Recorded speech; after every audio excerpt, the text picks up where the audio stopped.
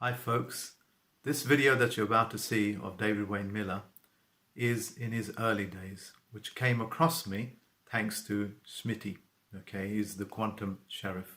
So what we've done is we've put it into digital format so everybody in the world can enjoy the early stuff that he was doing. Okay, now since then a lot of things have changed, a lot of improvements have been made because nearly 20 years have now passed since these videos that you're seeing, and this presentation will be on all of those videos that was given to me by Richard Smitty, or I should say Richard Smitty. All right, so enjoy it, but do remember the things that you learn on there as a generic statement, as a generic educational process is what it is, but many things have been improved. And if you want to know those improvements, you need to get up to date with his new videos or to do the webinars that I hold. And most of it is out there in free format. So enjoy David as in his best in his earlier days, right up to the point that he passed away. And I'm not sad about it because what he gave us, the gift that he gave us, now runs the backdrop of your world. You're not aware of it, but certainly the Unity States of our World Corporation people do. But you folks out there that is new to all of this, you need to know the world of quantum grammar is now running the infrastructure. It has been accepted virtually in every country in the world. Enjoy it. Thank you. Actually, these are not known, but 1.6 million francs at the time. But that was the lead currency. Well, they go ahead and they fight the war in England, and it lasts exactly 7 years. So it's now 1782. It started early, July 4th, and then ended in 1782.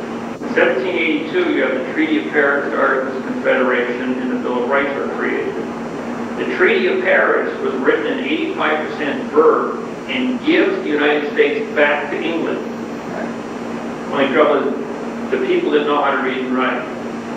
Now, in 1776, good old Benjamin Franklin, under a $100 bill, was the first Postmaster General. He was also an English esquire. He signed the Treaty of Paris. John Jay, Henry Clay, and Benjamin Franklin were the three attorneys. One French and two English attorneys were involved with the Treaty of Paris, giving England jurisdiction over the Americans. But the people didn't know it. Yeah, that was by intent. Yeah, that was by intent. Now, the first postmaster in 1776 had a job assignment. The postmasters were given the responsibility of contract. That's all he said. In 1776, when they were writing the Declaration of Independence, Benjamin Franklin says, well, the only responsibility I want as the postmaster is to be responsible for contract. And they said, hey, fine, you got your own printing company, that'll work. And I did a radio show the other night. The lady comes on there who was interviewing me, and she says, well, Benjamin Franklin was just a pressman. And I said, no, he was an English attorney. He was here in disguise. This is because when he signed the Treaty of Paris, he addressed himself as an esquire. So he was here as a spy from England, real bad. He wasn't. So then in 1776, he set this thing up so that the Secretary of the Treasury was under the Postmaster, and the Secretary of Defense was also under the Postmaster because he was responsible for all contracts. Now, contract is what enlists the armed forces, and the contract is responsible to make the money to pay the military. So everything had to come under the Postmaster.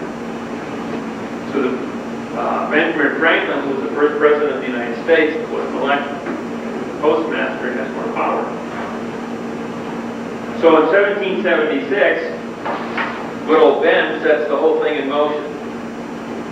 And then in 1782, the Treaty of Paris gives it back to England. He was there to make sure that no matter what happened in the war, that England would still get the Americas.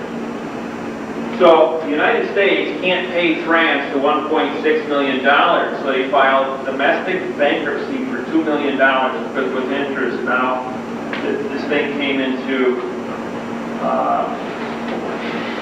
it was now 2 million francs that occurred. So they filed a domestic bankruptcy. Domestic bankruptcy is 7 years. Add another 7 years and you got 1789. September 17th. Rothschild comes over and buys the bankruptcy from France. So now the 2 million is now 3 million. Only trouble is now we're doing it with English money. So in 1789, the Constitution of the United States is not a Bill of Rights. It is a bankruptcy document, a banking document, how to run the United States so that the money is collected to pay back Rothschild.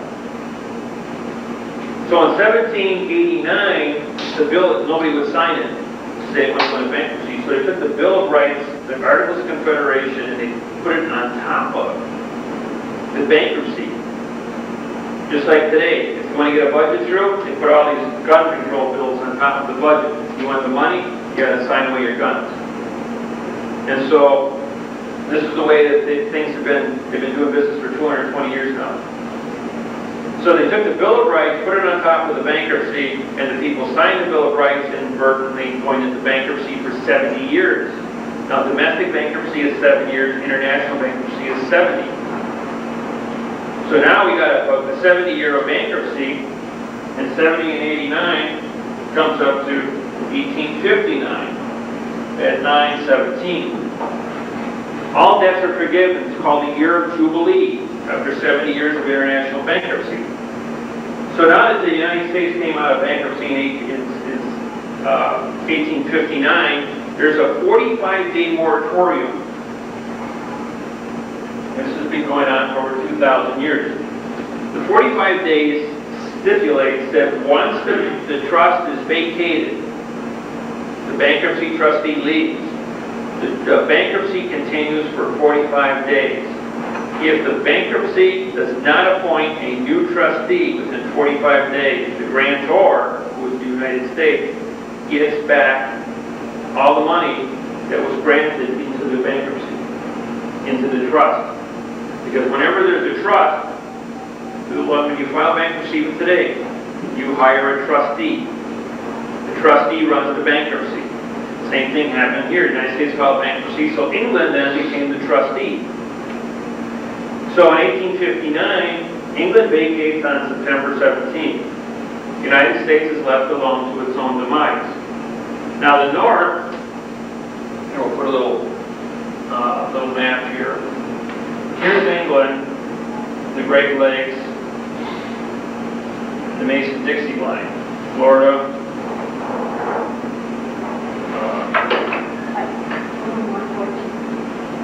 Florida, the Gulf of Mexico. Okay, the state lines go like this here, to the Mississippi River. The South, on the other hand, was under the Articles of Confederation, and they had tobacco and cotton, gold and silver, cash crops for 100 years. They had slavery. So the South was rich with gold and silver. They were a sovereign nation. Only the northern 13 colonies were in bankruptcy with England, not the South. So in 1859, England leaves, and the Congress gets together for the Americas, and the North says to the South, we need your money. The South says, no, we're not going to give you it. He says, well, then we're going to tax you since you don't have any representation. You just came out of a bankruptcy, you're a sovereign nation, and we're the sovereign nation. We've got Articles of Confederation, you've got Articles of Confederation. You've got your Constitution. So what then happened was the Civil War breaks out. The North goes to England and France and says, we will renew the bankruptcy with Rothschild, providing you borrow us the money to go ahead and fight the war. We'll capture all the gold and silver to South, pay off the bankruptcy, and and it'll be a wash. The trouble is, they weren't prepared for the South's aggressiveness to defend themselves. And 1 million people got killed, which cost a lot more lives and property damage than the United States had budgeted for. And it wasn't until Lincoln turned the blacks against the South, and they were, ladybug, your house is on fire. That's where they came out of. Because while the South was out fighting the North, the blacks were fighting the South also. And so they doubled their army overnight by making this, saying all the blacks are free if you fight for the North. And they were tired of the oppression. And so that broke the back of the South. So when they went to capture the South, there was no gold, there was no silver. And so the United States had to renew the bankruptcy. The bankruptcy was rolled back to 1859 because they renewed the bankruptcy and it was going to capture the South. The South is under captured nation status. Even to this day, they are still under captured nation status. Remember that in Alabama, when he put the Confederate flag atop the Capitol, and in Atlanta, they had the Confederate flag on top of the Capitol, and it flew for 3 years. Up until 3 years ago, when I wrote the program, until January of 1998, when came out punctuation. The punctuation stipulated that every treaty, trust, and contract on the planet was fraudulently written.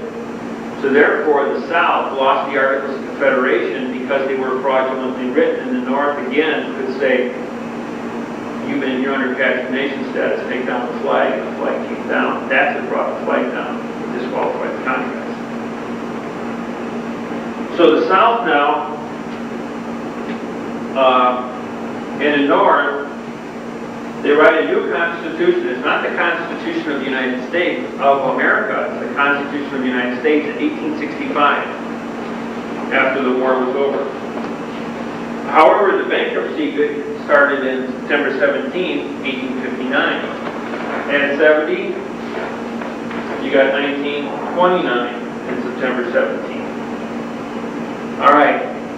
In 1905, in the middle here, titles came in. The titles then went ahead and said, they broke this 45 days up. They said you got to give 10-day notice when you leave, and you got to give a 5-day notice before you're going to, before anything becomes law. All right? September 17th and 10 days are 10 working days. Weekends don't count. So 4, 10 is 14, 14 is 17, is 31. There's only 30 days in September. That brings us up to October 1st. October 1st is the fiscal new year Y2K for the United States government. If you look at it, October 1st is our fiscal new year for the federal. July 1st is fiscal new year for all 50 states. So, if you add 45 days to September 17th, you get November 2nd. November 2nd is the first Tuesday in November, which is Presidential Election Day, 1999. That's when they have to elect a new trustee for the trust. Another thing is that in 1929, we didn't have computers. So 5 days before November 2nd, the trustee had to give notice that it was going to close the banks and credit unions and pull out of the United States. October 29, 1929, stock market crash. That's what set it off. They closed all the banks. And everybody's confidence in the banking system was destroyed. Even though within the 45 days before November 2nd, 1929, the government renewed the bankruptcy for another 70 years, all confidence in the United States was destroyed because with the banks closed for 5 days, nobody maintained more than a 7-day food supply, which completely disrupted all communications. We didn't have radio, we didn't have TV, there were just newspapers. And bad news travels fast, one tells another. And it swept across the United States to telegraph on the bank collapse, which was not to replace the bank collapse. So confidence in putting your money into banks, people wouldn't do it anymore. Whatever you had in your pocket was it. Everybody worked with cash. Personal checks were not accepted. And so for the next 10 years, we had the Great Depression, but we were still, the federal government renewed the bankruptcy in 1929. What date again? What date was the date when the trustee was changed? No, they renewed the bankruptcy on September 17, 1929. That's September 17th. Yes. Then you add 70 years to that, and you get 1999, September 17th, by the way, that's my birthday. 50th year. So, September 17th, 1999, 8 weeks ago, Clint got on the radio after I'd been doing this at my seminar since February, and he said, well, ladies and gentlemen, I have news for you that we will have a $1 trillion surplus in the national treasury in September because all the debts are forgiven. Yeah, IRS and the International Monetary Fund has been seizing $8 trillion in trust money for the last 36 months. Well, about 32 months. They took $1 trillion too much. And I figured with the increased interest on the debt, it was going to be 6.8 trillion, which left them a surplus of 1 trillion. They sold too much, so they had to put it back into the United States Treasury on September 17th. That's where the 1 trillion surplus comes from. In the year 2000, we will have a $3 trillion surplus, and in 2001, we will have a $5 trillion surplus. We do not have a debt with England anymore. Now, in the paper last week, Monday, it said that the government is trying to refinance their debt. That means that on September 17th, they don't come out of bankruptcy. They can if they renew the bankruptcy, we'll be back into debt of $6 trillion with England. 85% of all government officials are attorneys under parliamentary control with the Crown. So what they had to do now is they had to pass laws and create an environment where every senator, legislature, congressman, and judge were part of Parliament. So even though we came out of bankruptcy, they would vote the people back into bankruptcy as chattel. This is where my program has really been stepped up. We've gone global now. The fact that we've disqualified every treaty, trust, and contract, and destroyed all of parliamentary fiction, which is strangling the whole planet and starving it out. And people are learning about this. And they're not going to stand still for the lie of the language. That's why they're able to seize the offshore trusts. That's why they're able to seize the offshore monies. Because everything was written in fictitious language. Because you guys have been in school since first grade. You have been taught to put adverbs in front of nouns to create a verb. You can't modify a noun with an adverb. And so what it does, adverbs modify adjectives, adverbs, and verbs. By placing an adverb in front of a noun, it destroys it, turns it into a verb. You cannot modify a preposition with an adverb either. You put an adverb in front of a preposition, it turns it into a verb.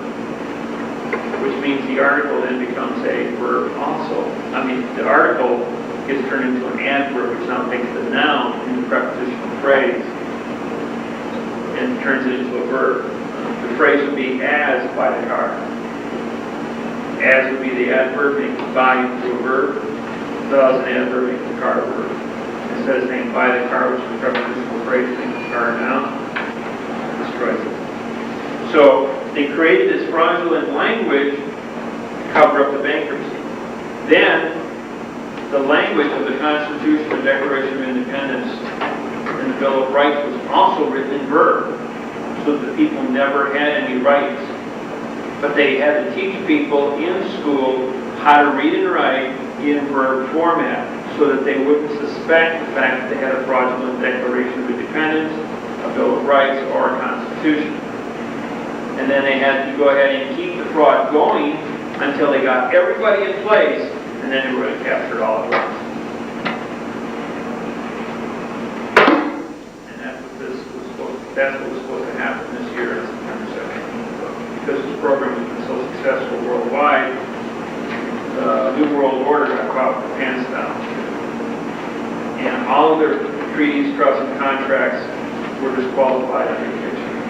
And so now they had to start over. our program and the truth. There's so many people that know about the truth now that the government is afraid that they're going to have a stampede. And now the government's put a virus out there to destroy the computers, the internet, anybody filing this kind of paperwork. They were prosecuting. There's too many good judges that understand what this is. They're actually giving us our day in court. The rest of the world, which is 96% of the population, has looked upon America now as being stupid, illiterate, and their inability to read and write, but they're the ones who run around with guns and clubs. So Russia can't compete because they just came out of their bankruptcy. They've been sovereign since 1988. Because Russia is a sovereign nation now, they're trying to get their capitalist system up and running. They're using, their language was also fictitious. But they're having treaty disputes with all of their neighbors because of the fraudulent language. Everyone on the planet is aware of it, because we send books out to everybody. So now that everyone can challenge everyone else's contracts being fraudulent, everybody's got a perception about it, but at the same time they're learning what the truth is. They're learning how to write this thing in the truth.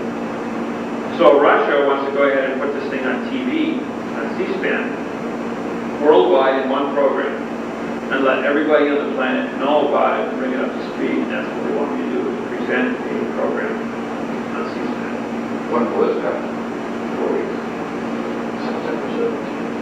Exactly. They want to coordinate this thing on September 17th, so that the same day that the United States comes out of soccer, becomes sovereign, that they're going to say they're practicing apartheid and genocide against the people by using fraudulent language. It's a political ploy.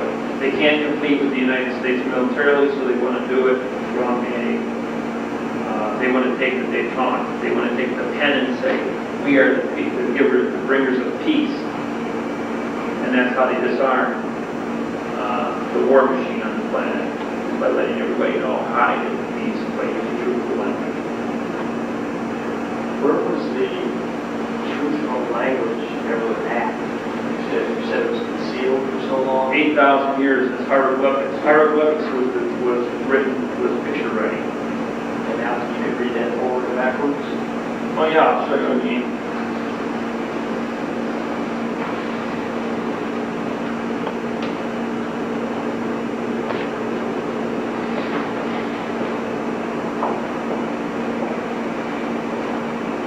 You got man. Man is a noun. Bow is a noun. Arrow is a noun. Shield is a noun. But what do you got? You got fighting. You got conflict. Fighting is the verb.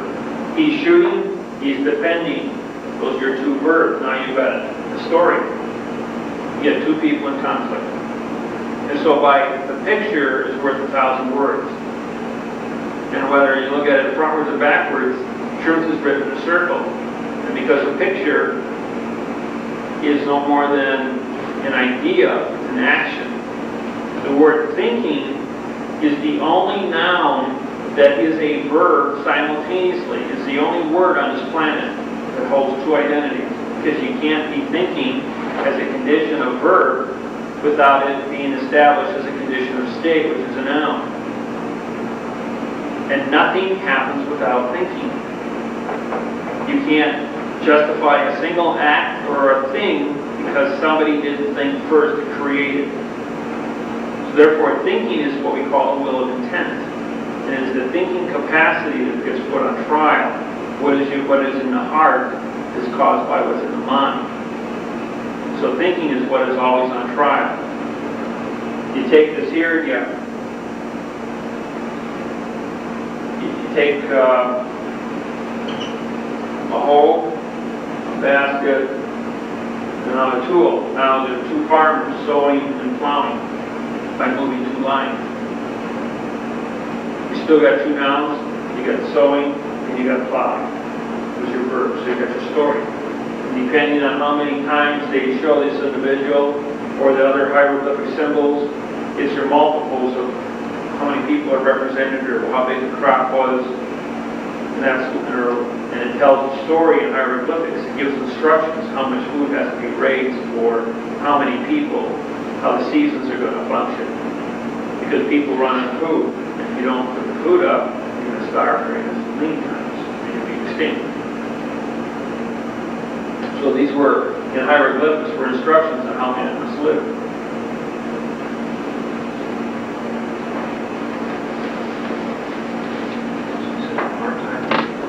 Apartheid. You said apartheid and something else.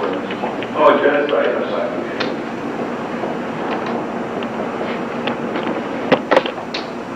Apartheid.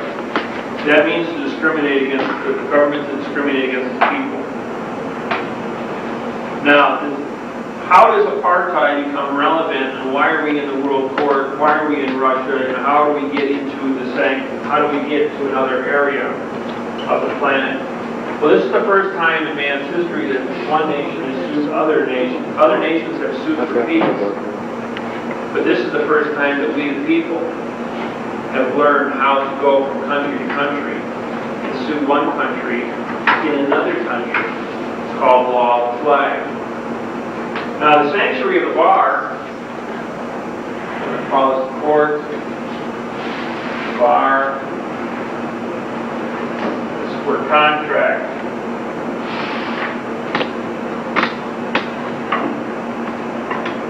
Contracts.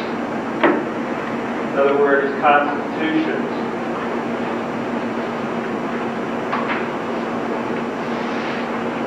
Constitutions and contracts are the same word, they're just a synonym of each other. Now, What did you see apartheid was? apartheid is discrimination against the people by the government. All right, there's a thing called disabilities.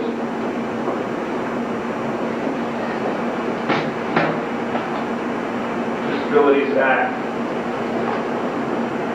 Now, the Disabilities Act says that if a person is restricted from seeing, from hearing, from speaking, from writing, or from communicating in any way, shape, or form, transportation, it creates a disability on the individual. If the government is responsible for creating an intentional disability, it's in violation of the Disabilities Act, which now activates the military.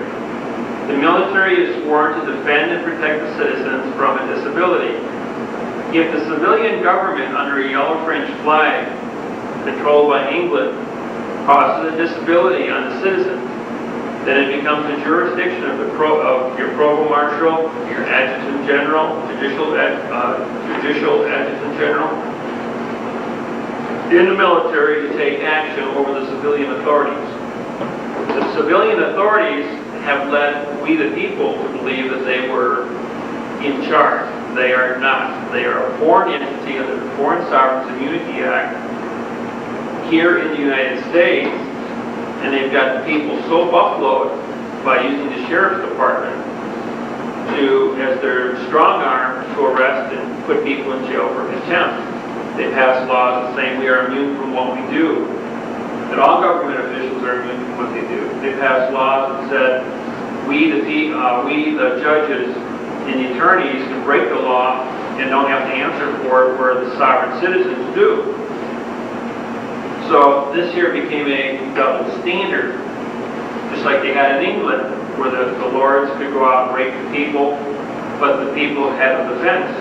They had, the standard taken. The movie Braveheart was a classic example of where the people were called chattel, and the lords would come into the villages and rape the women, and men couldn't do anything because the soldiers stood by and let it happen. Well, that's not true anymore, which started the Ireland and the Irish and English wars. And then from the Irish and English wars came the Magna Carta, 1215, but that was written in fiction also. I corrected it. It's 85% fraud.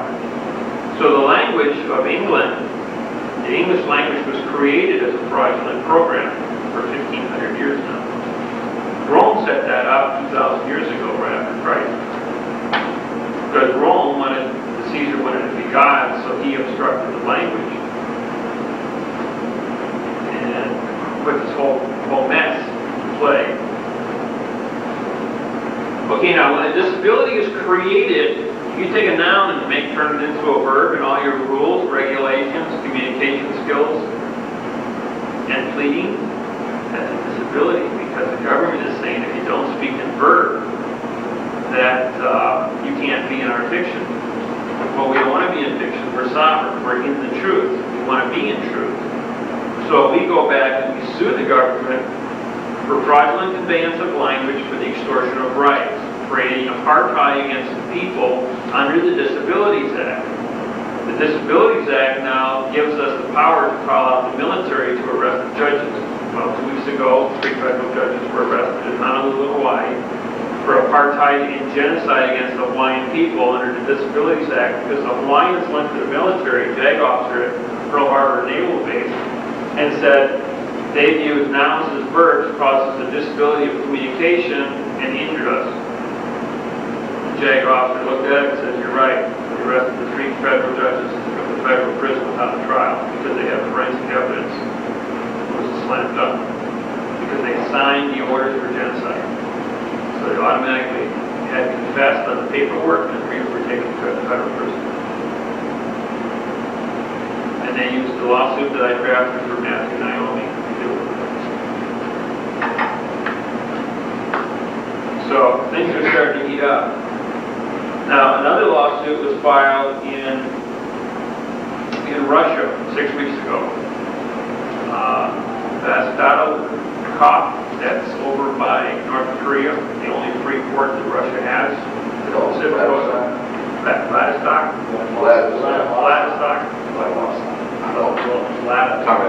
Vladivostok. I can write it, I can't read it. So anyway, one of our guys in Alaska, he went to, about 30 years ago, he was in school. And when he was in school, he went to school with this judge that's over in Russia. Well, they continued to be friends. Well, he went back to Russia. He was over in the States here, just going to school as an exchange student. They stayed friends. Well, he wound up as a federal district judge in Russia. So when he had this lawsuit, he filed it over in Russia with this judge. The judge looked at my paperwork on how to set up the sanctuary of the bar under law and flag. So what they did is they took the Russian flag down and they put the Star and Spangled Banners up. They put the American flag up in a Russian court and declared it to be an American territory. Bar, and then gave a judgment against the United States for apartheid and genocide against the people, because the forensic evidence, he took over 2 inches worth of paperwork from the lawsuit that he filed here in the United States. It was turned down in circuit court, turned down in district court, turned down in the Supreme Court, so he boxed it all up and sent it over to Russia. They looked at all of it and said, well, they're using nouns as verbs under my program.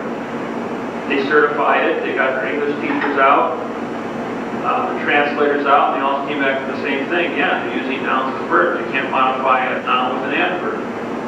So all the American judges in American courts created an apartheid under the Disabilities Act against him, against Mark. So Mark sent this program over there, showed him, we wrote it up, showed him how to go ahead and put up an American flag. They did so. They gave us a $50.9 million win. They then sent the documents back to us in the United States, 12 copies, file stamped by the Russian judge under law of the flag. The Russian judge and the 3 attorneys that researched and put this program together were then concerned and went to The Hague. July 13, 1998, The Hague met in a 4-hour trial going over the paperwork, voted 15-0 to award the $50.9 million if this program was accurate and correct. The lawsuits that are in this book are properly put together. So then, one of the Russian judges that was on The Hague calls up Moscow and says, one of your boys has punched a hole through the world. So the Russian Supreme Court calls the lawsuit back to Russia. The Russian Supreme Court spends 2 weeks tearing it apart. They came back with, you can bring as many of these over to Russia as you want. It's truthfully written, and they gave us a $50.9 million award also. But they now want Mark, I, and Jeff to fly to Moscow and testify to the law procedures and how this program works. They want to question us on all the things that they don't see. Where does the foundation come from? No, that's voicemail. Don't worry about it. So,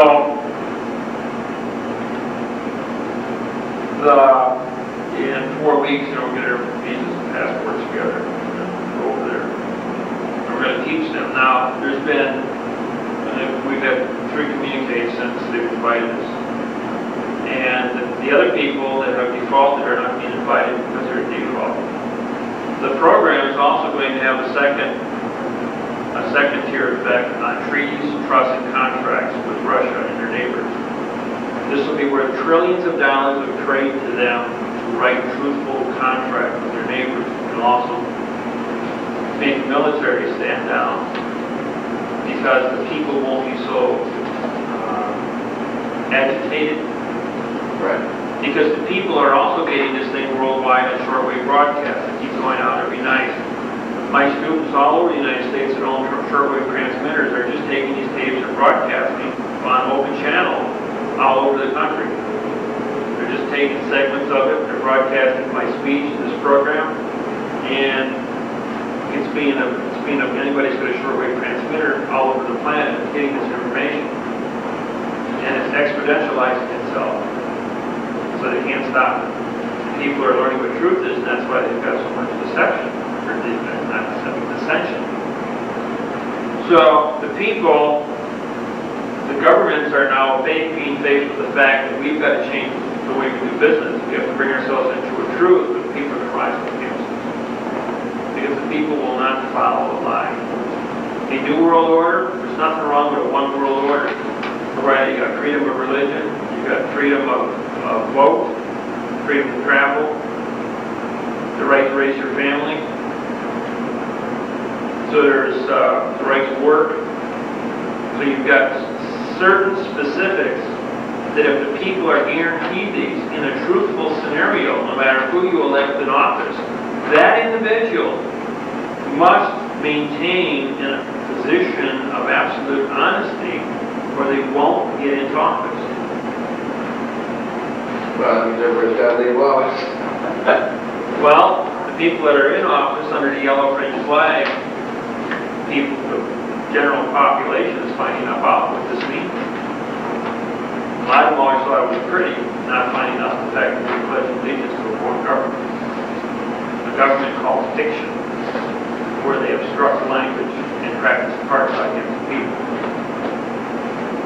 So this is what is going to bring us all together.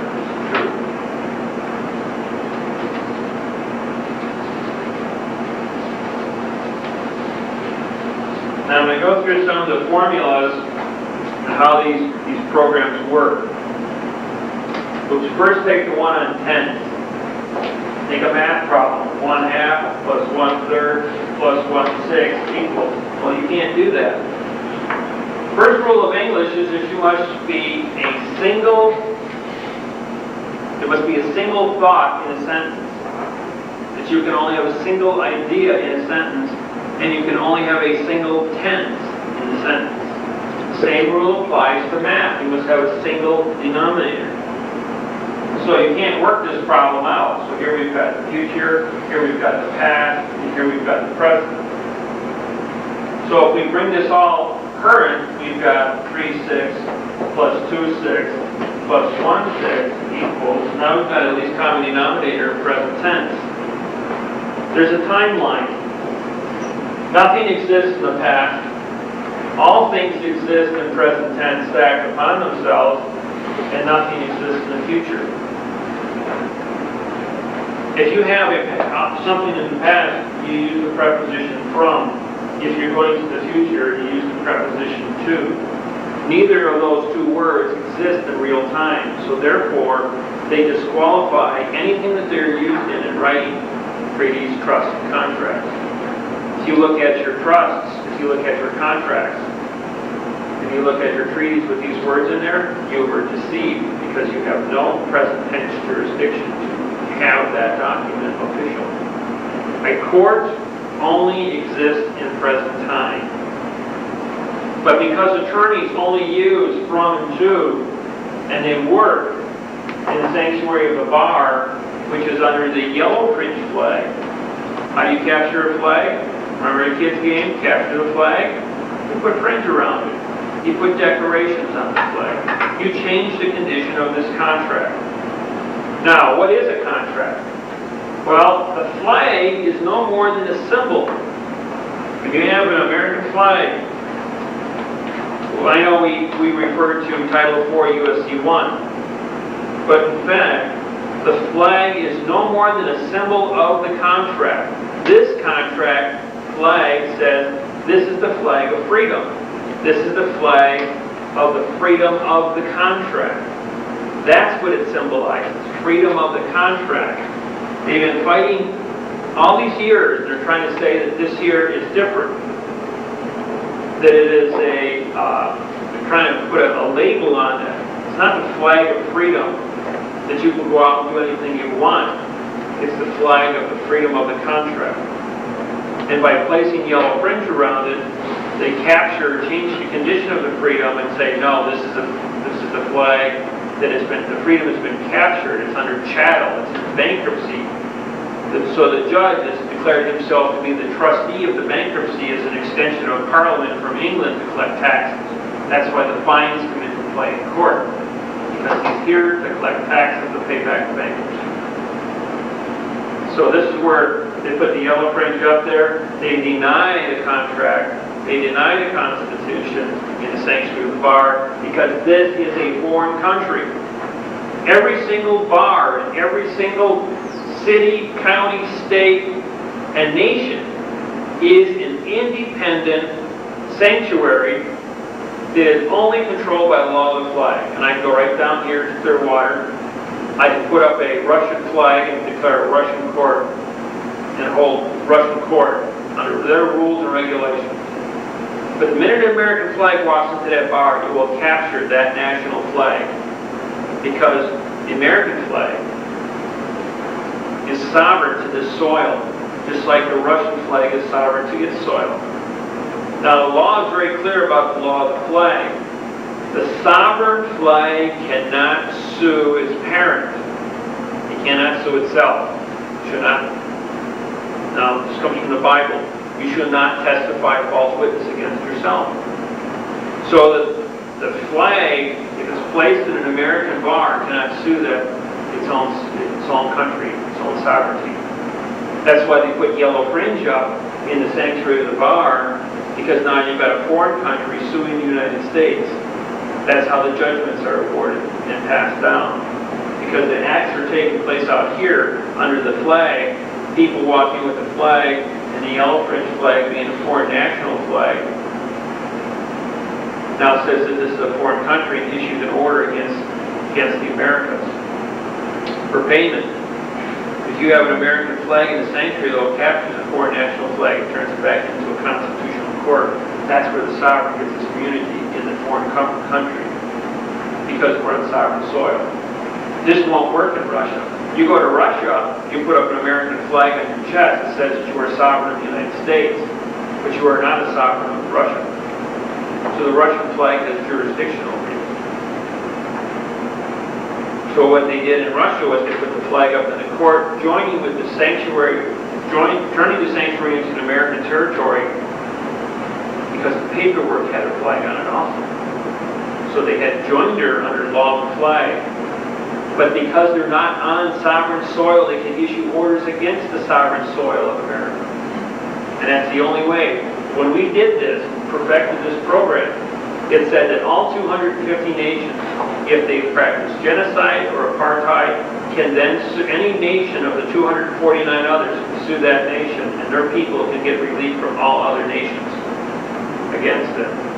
That's how the planet polices itself. So no one entity get out of order. So if we went into a courtroom that was about to act against us, and we changed the flag in that courtroom, do you remove their power to act against you then? Definitely, sorry. Right, when we put the flag up, that removes their ability to injure us. Right.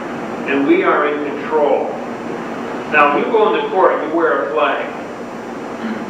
And the judge is making a statement, you're saying, Your Honor, if you have my paperwork, the judge holds up your paperwork with the flag on it. You have, not only do you have a sanctuary, but you have planes, P-L-A-N-E-S. You have different planes within the sanctuary of the bar. And these different planes are independent countries within the sanctuary, levels of authority. We stand on the commons. The jury box is section 2, the witness box is 3, and the judge sits up on 4. The old game, King of the Hill. And that's what it's all about our kids' games. We did them as kids, but you never thought that this was a reality of we were mimicking parliamentary court.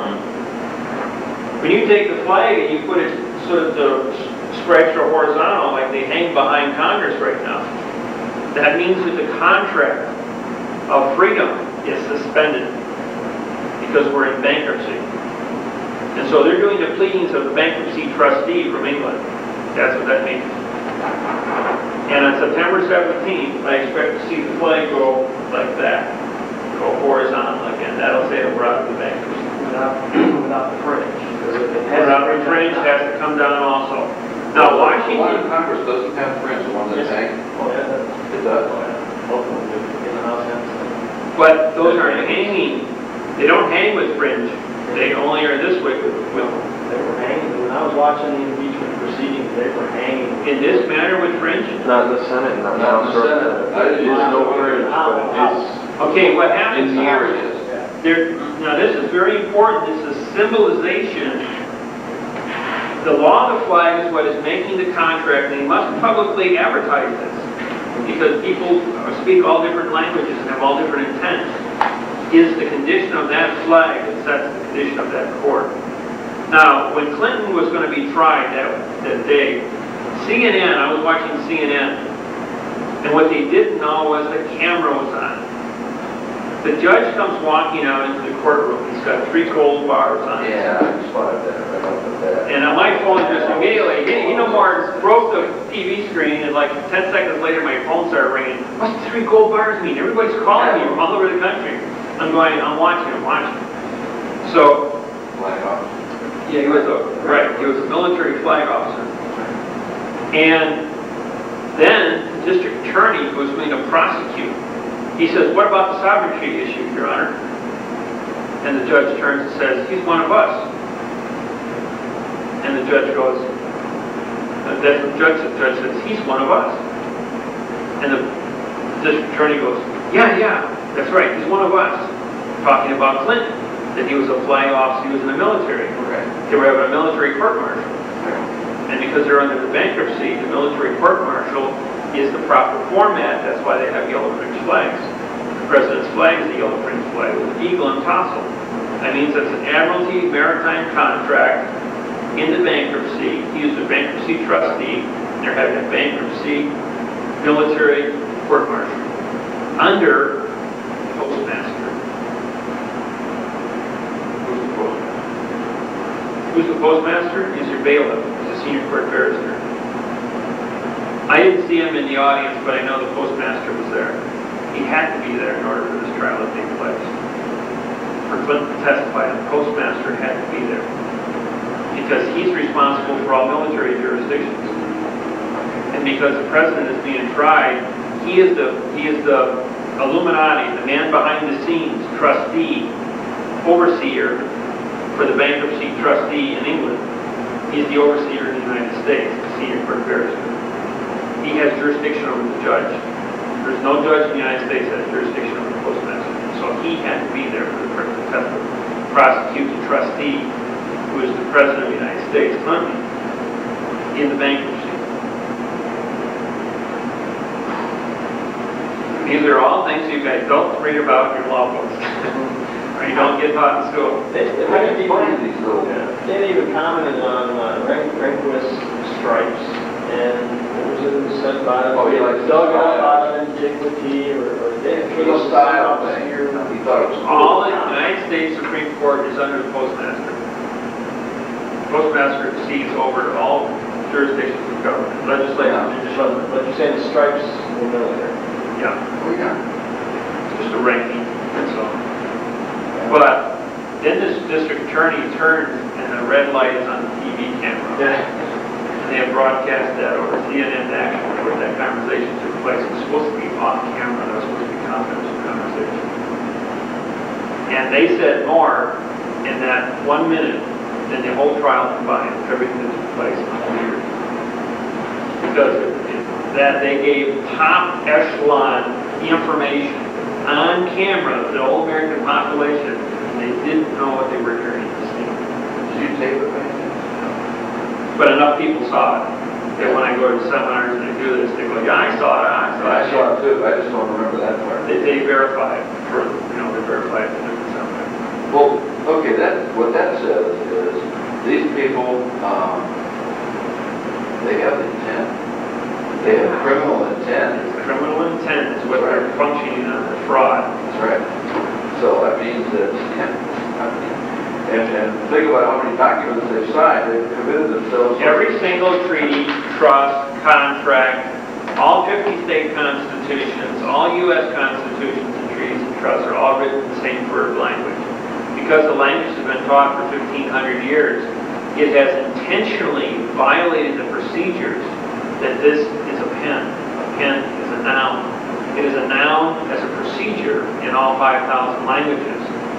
But this regime turned it into a verb by calling it the pen. The Spanish still say del pen, of the pen. Put a prepositional phrase in. That was another question I was going to have. In other languages, Everybody, because they're essentially assumes the article as part of their text, okay? So their language is correct. exactly. The English is not. But in many cases, where they fall down is they put two nouns together. The law is that you put a noun on a noun becomes an adjective, which means it becomes a presumption. Right. Which calls for manipulation. So there's a punctuation They issue. drop right. The whole planet, all 250 nations drop punctuation and writing.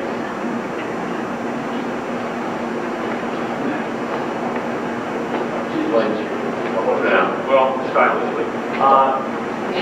I collect stamps, and I collected stamps since the early 1960s. And I was looking through Scott's stamp album, and all the old stamps from the United States would say United States or U period S period postage. Get up to about 1975, It was and it dropped around there, but I was just going by the pictures in the book. Instead of having the cent sign, they just had a C. And then you get up to about 1985, and it completely dropped the cents. And it just says, it doesn't say United States anymore, it says USA. No punctuation on the letter. So all you had is 33 USA, as opposed to years ago would say United States postage 3 cents. What was the time frames and the reasoning behind it? How do you boil a frog? Just drop them in hot water, they'll jump out. Put them in cold water, bring them up to boil, you cook them. So they had to change things very subtly, very slowly, so that people wouldn't even notice. Here, I'll show you something.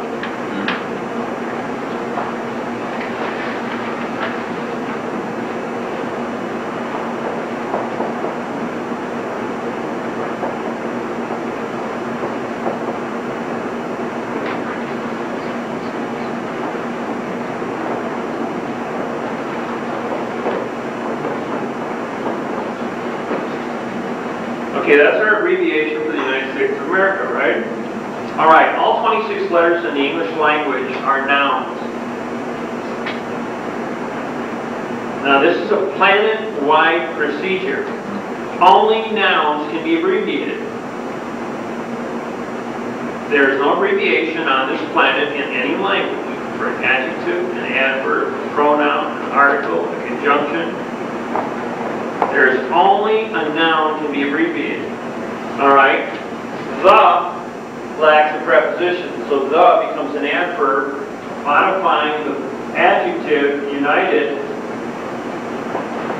in past tense. States is a noun, of is an adverb, because it lacks a article, making America a verb. How do you abbreviate an America verb with an A noun? An S noun represents the S states, but the U noun can't represent a united adjective in past tense. It's a fraud. So, if we say of the unity, because united is a past tense adjective, you must go with the single tense noun, which is unity hyphen states of the. Now this becomes a preposition, an article. Same thing here, we got a preposition and an article making America a noun. Now you've got a U noun for unity and an S noun for states and an A noun for America. Nouns. Unity becomes a noun too, right? Unity is now a noun because there's a hyphen. It's a unity hyphen noun. Without the unity, without the hyphen, it would become an adjective, which then would become united, ED. So you have nouns and nouns because of the hyphen. Right, now we've got three nouns represented by the three nouns. Now you've got joinder. You must have joinder in order to have jurisdiction. And this here is the certification. When I showed that to 3 PhDs in English up in Atlanta, they go, he's right. It was improperly written.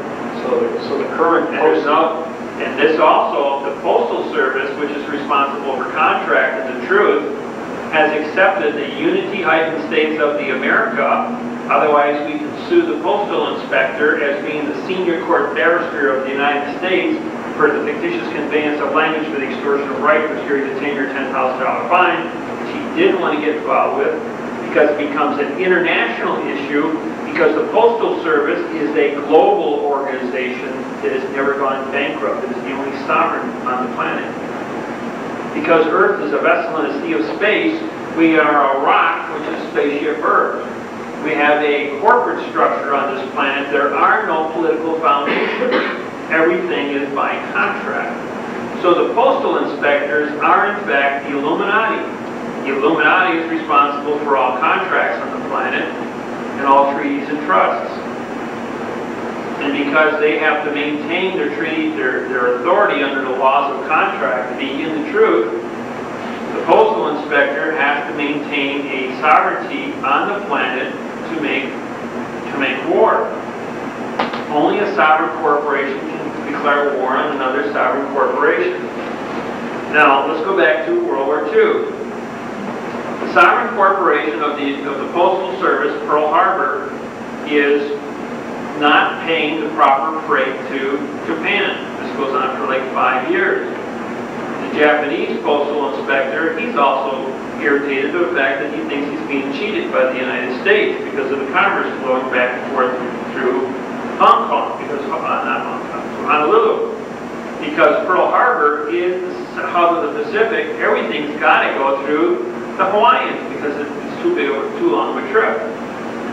So the Japanese post office or postal service is also in charge of the Secretary of Treasury for Japan and the Secretary of Defense for Japan.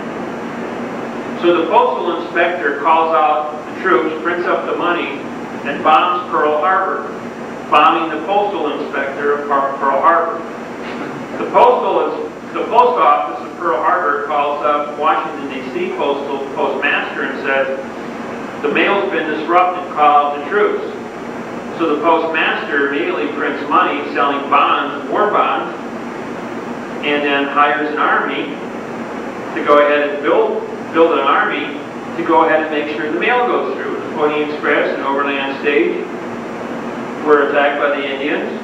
The postmaster called out the military to make sure the mail went through and set up posts all over the United States to go ahead and defeat the Indians because they were interfering with the delivery of the mail. The Indians did not have a postal service. So they were, even though they were native, they weren't part of the postal organization, the sovereignty that's gone planet-wide. So in 1945, when Little Boy was dropped in Hiroshima, and I've got the videotape at home, by the way, The postmaster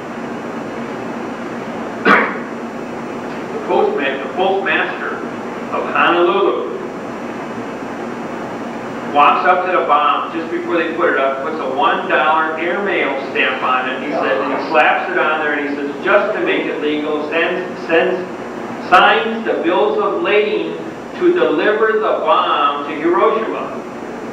And a couple weeks later, he also signs and puts an airmail stamp to deliver airmail to Nagasaki, and signs the bills of lading because the postmaster is responsible for the delivery of the freight. Of course, the freight never got to its destination and vaporized someplace around 5,000 feet above ground zero. But only the postmaster can declare war on a sovereign nation, who is also under the postmaster. So it was the postmaster of the United States declaring war on the postmaster of Japan. It had nothing to do with the political foundations of our leaders. The presidents are no more than puppets of the postmaster. However, all postmasters are appointed by the trustees under the president. The trustees under the president. The president of the United States is the trustee of the bankruptcies. Oh, okay. The bankruptcies are controlled by the postmaster at the Vatican. The Pope is the senior postmaster of the planet. He's pulling all the strings. In 1906, all the postmasters of all the nations got together at the Vatican in 1906 and they signed the global treaty. That was when the Illuminati got organized. Now, if you look at your money, you'll see that in 1776, on your $1 bill, the Great Seal. This has all been laid out for you guys in black and white. On the Great Seal, okay. On the $1 bill, you got Roman numerals. 1776. May 5th is the anniversary date when the Postal Service became a sovereign corporation in the United States. Benjamin Franklin was appointed first Postmaster General. That's what he was. Washington was the president trustee in 1789. Benjamin Franklin was the first president of the United States, not Washington. It's just that because he was president of the Postal Service, he then was in charge. So with the contracts, manipulated this whole dog and pony show. 1782, he did a treaty with Paris, and he gave it all back to England, which gave him this power. And it's all deception. I ran across a U.S. Supreme Court case that was 1803, and I forgot. Madison was the man who was involved with that. But it stated in there where the land reverted back to the ocean of the crown. Now, James Madison was a Mason, and he worked for the crown. He was a parliamentary judge. Mason was a traitor to the United States. He worked for England, not for the United States, because in 1803 they were under bankruptcy from the bankruptcy trustee, and the postmaster was assigned by the trustee, and the judiciary was under the postmaster.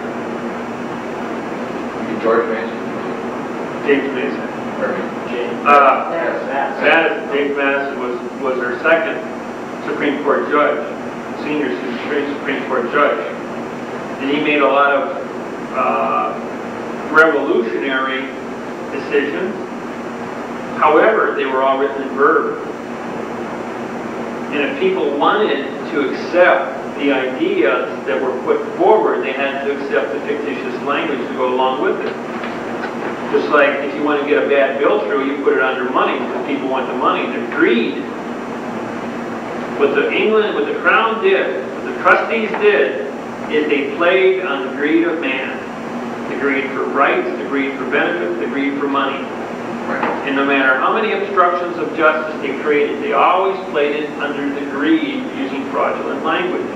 This is how you control people. You go after their greed, the underbelly. Did they understand the procedure to writing, like oh, yeah. George Washington and stuff? Sure. Because a lot of their, it would seem a lot of their intent was I'll tell you what, well when you guys drive back from Wash, get off at Racine and go to the Racine County Courthouse.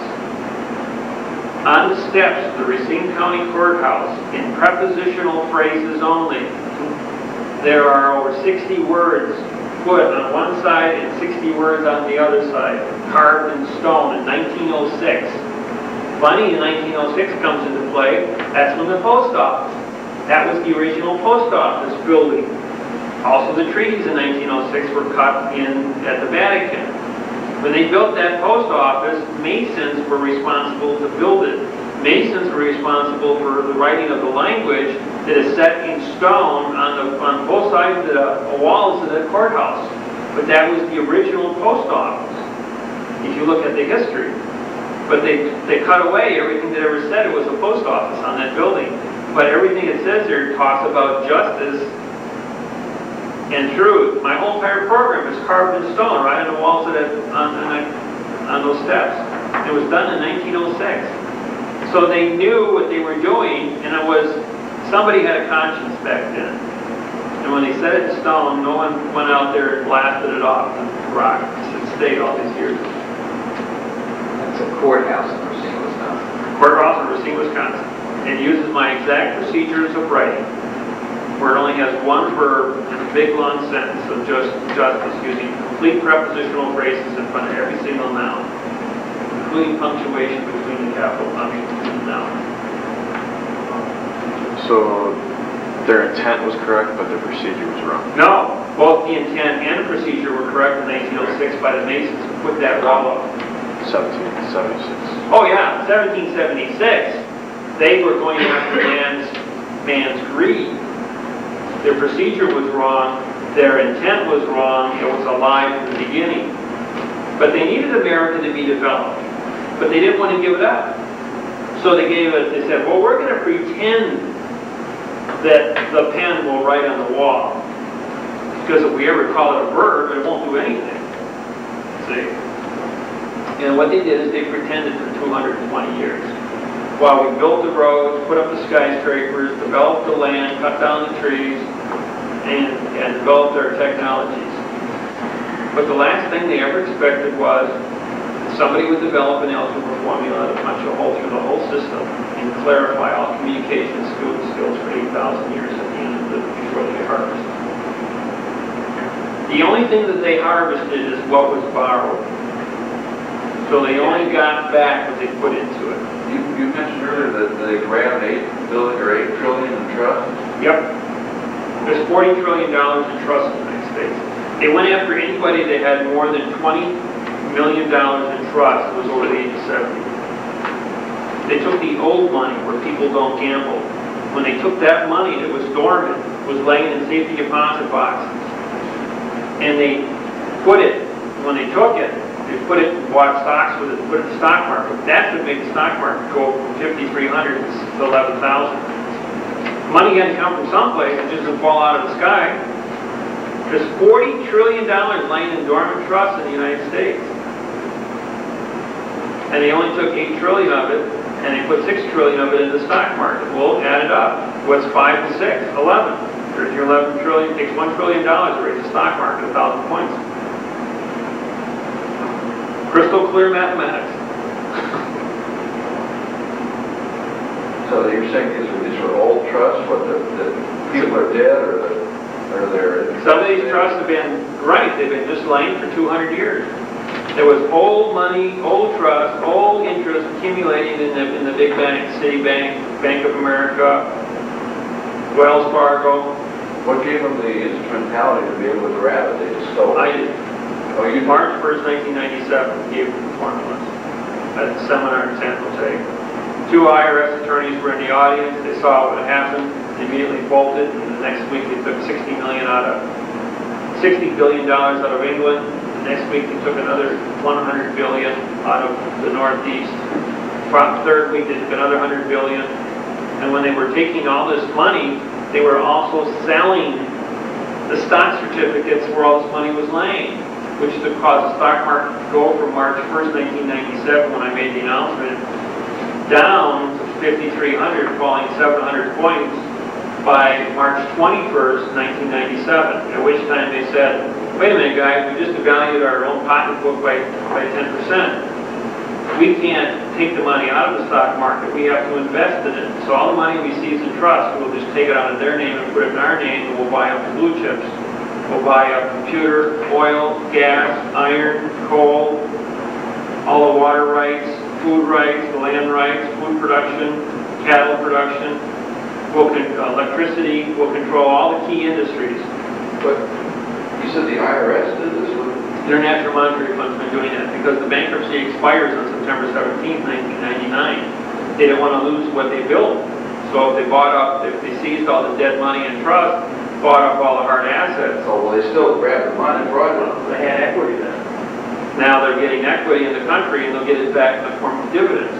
So they can still keep the old machinery running. But they didn't have the right to grab the money in the first place. Yeah, they did, because every one of the trusts that they seized was registered with the International Monetary Fund. When they registered a fraudulent trust, they said, I deposit all the money for you for income tax benefits. Because the income tax benefits were now null and void. I mean, why would they, they said, put the money in trust and it's tax-free, right? Right. If you give them their money. Trust, I got you, okay. No, it's tax-free because you gave them 100% of your trust. Why would they want to tax themselves? It doesn't make any sense.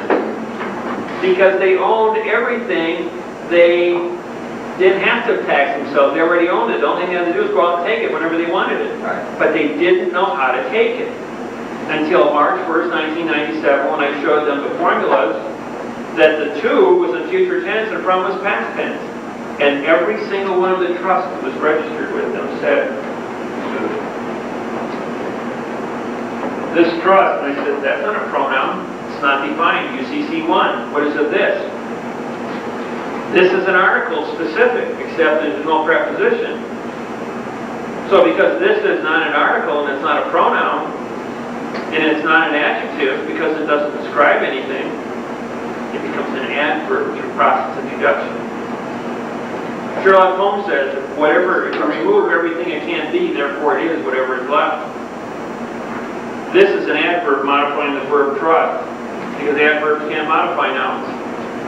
And if trust is a verb, there is no such thing as a trust verb, so therefore trust is null and void. And everything in the word this was supposed to represent the title of the trust as a substitute pronoun.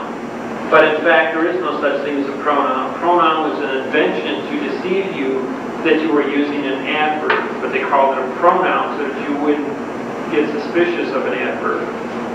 But a pronoun violates UCC1, full disclosure of intent of the contract, because you can't define this. Therefore, your contract is null and void. And so, through process of elimination, this is an adverb modifying the verb trust. There is no such thing. So all trusts were declared null and void on March 1st, 1997.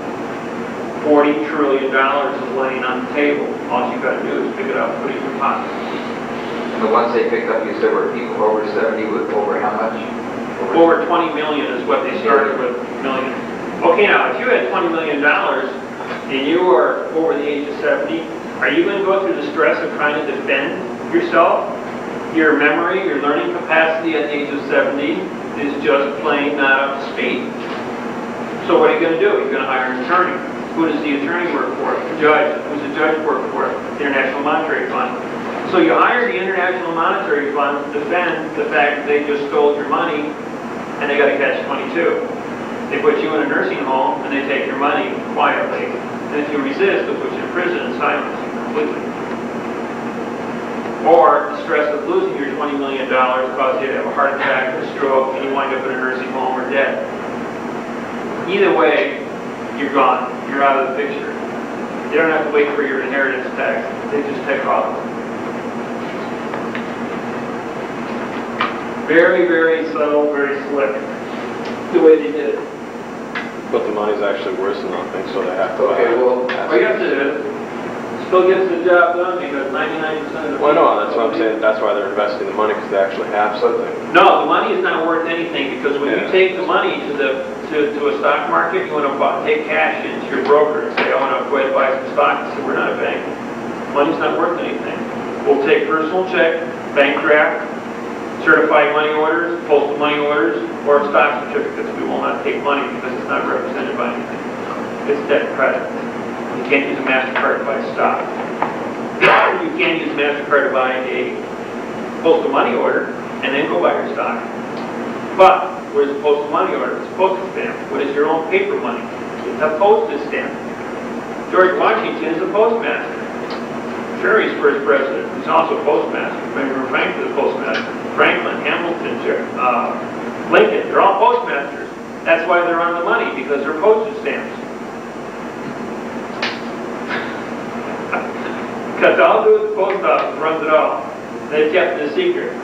The politicians are no more than the puppets of the postmaster, but the postmasters are one to take the heat, so he set the puppets up to take the heat. You know why we elect the President of the United States? He's not there as a commander-in-chief. He's there to take the flak. He is the most criticized, ridiculed, abused individual in the United States. He gets more dirt thrown at him than any other human being.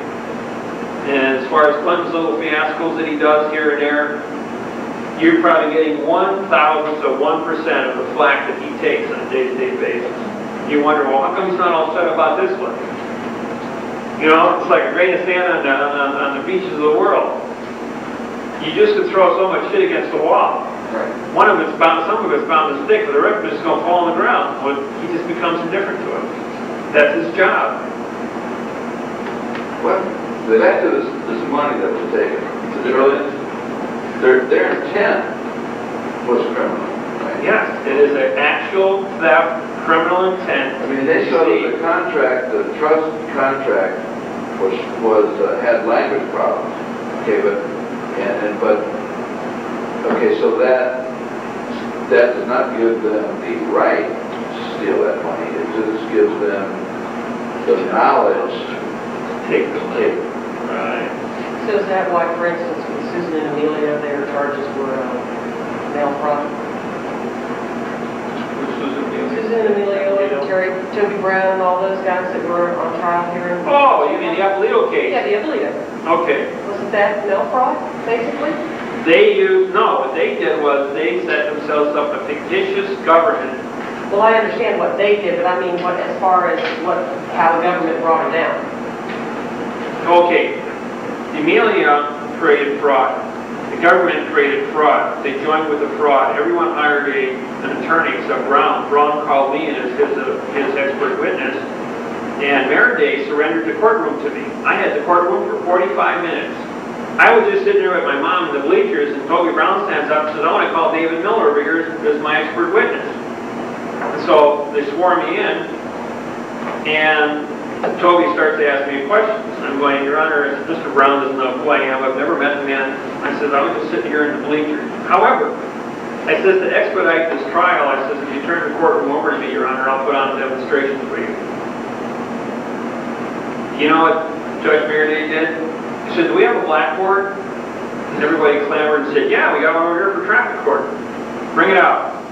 The time it took them to pull that out of there, we had 12 U.S. attorneys come into the courtroom, all the U.S. marshals in the federal courthouse, all the clerks in the federal courthouse, and 2 more federal judges flanked Meredith. And I put on a 40-minute demonstration on which I'm showing you here with the language and the jurisdiction. And Toby Brown didn't say a word. And I said, now, sir, I said, because you put yourself on a plane above the rest of us, and you created a state within a state under a yellow French flag, you have surrendered your oath and affirmation into a fiction. By doing so, you have... Stop right here, Mr. Roller, get out of my courtroom and don't say another word! That's exactly what happened. Everybody was there to testify to that. What I was going to say was, and by definition, Your Honor, you just committed constructive treason. And I was going to charge you with constructive treason in front of everybody.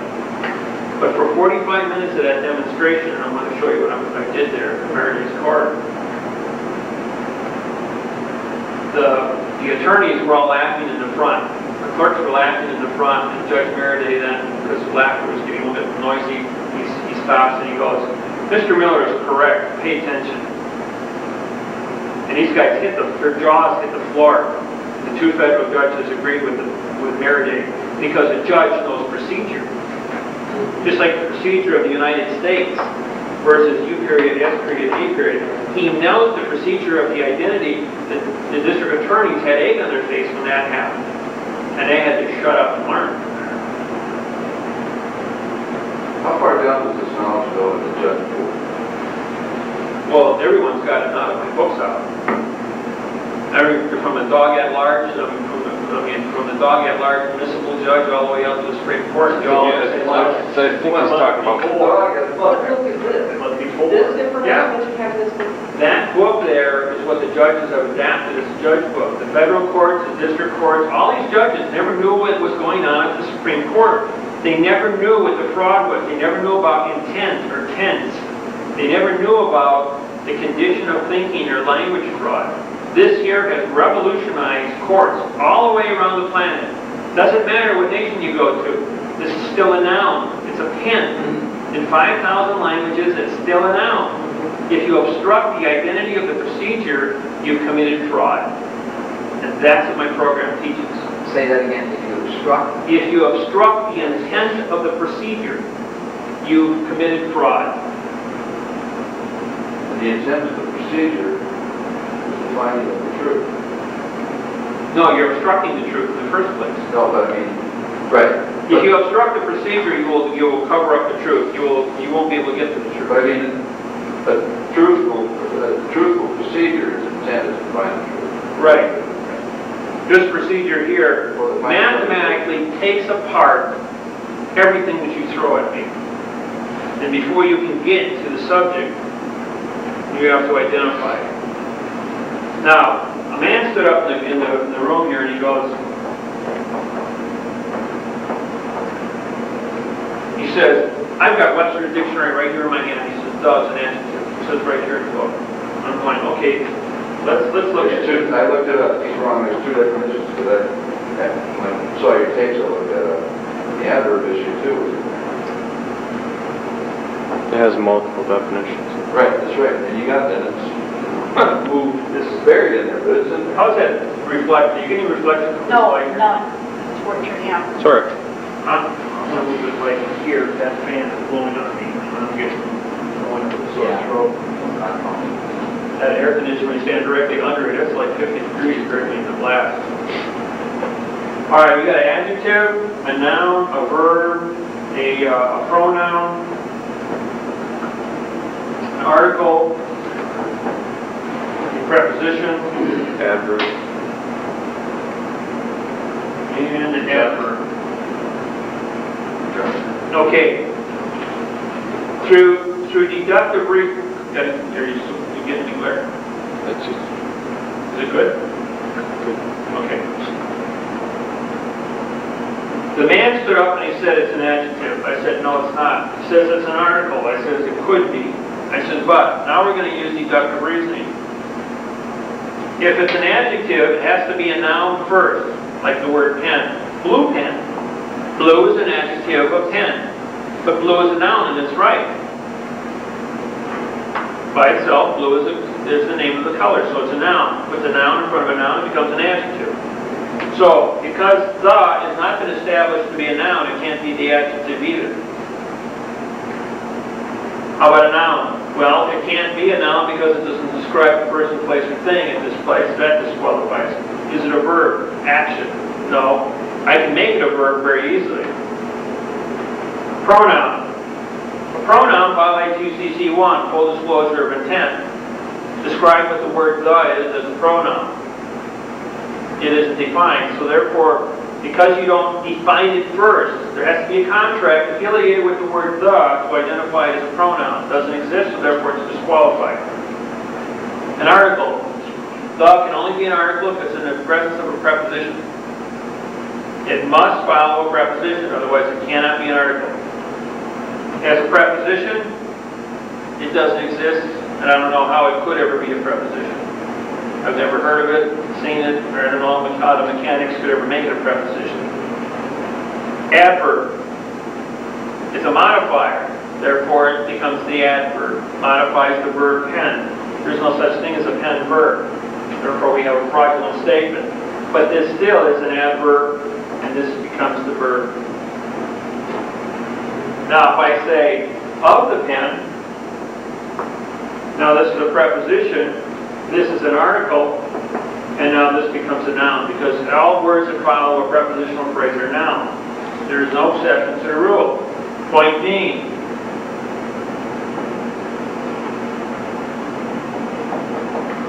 by the. This here is a preposition, this is an article, and this is a noun. How is the a noun? It is the word that it is the word that identifies the definition of the in a dictionary. Therefore, it is a noun, person, place, or thing. It is an identity.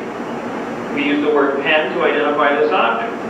The word the now identifies the definition of the in a dictionary. Therefore, it is a proper noun. All 1.6 million words in the English language, in fact, are proper nouns when followed by a prepositional phrase.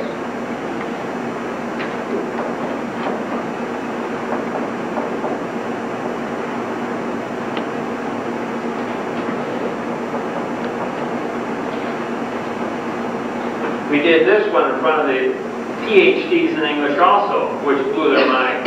This is an adverb modifying the verb the. Of is a preposition. This is an article. And a noun. We used it 4 different times in that sentence. We have a noun, we have a verb in a sentence, therefore it's a properly written sentence. It is. It's a properly written sentence. Because the now becomes the verb, and the prepositional phrase establishes a noun. You must have a noun and a verb to establish a sentence. Under the laws of procedure. And all these 3 PhDs go, you're dangerous. You can take any word and make anything you want out of it. Just the first part of that, the adverb, and the verb, Adverbs always modify verbs. It can't be an adjective because there's no noun to cause a modifier to take place. It can't modify another adverb because the adverb doesn't modify, adverb can't modify a preposition. Can't. Adverbs cannot modify prepositions. Adverbs can modify verbs.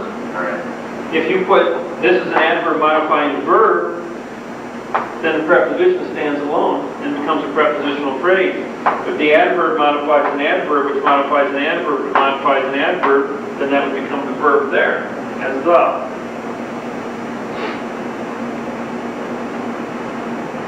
And the assignment of authority goes backwards. This is how you check your math. How do you find out which one to use?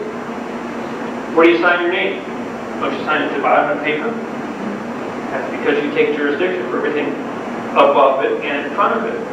So the last word in the sentence has jurisdiction. If this is the noun, this is the article, this is the preposition. Requires a preposition. Exactly. Then, because this is a requirement, and this is already established because of the prepositional phrase giving the jurisdiction, this has to be a verb because you can't put an adverb in front of a preposition. And if this is the verb, then this becomes an adverb. And therefore the sentence is certified both frontwards and backwards to be correct. Truth is written in a circle. And so now we can, and when I show you a math procedure, this certifies this. Did your mother homeschool you? No. This is completely, when I developed, this is all, no one on this planet has ever developed anything even remotely close. This is brand new. This is revolution, virgin technology. We took the existing procedures in math, and we took the existing procedures in English, and we interfaced them. And when we did it took me 3 years to find the interface. And when I found it, I unlocked all language keys on the planet. And I'm going to show you. You've got a square. You've got another square.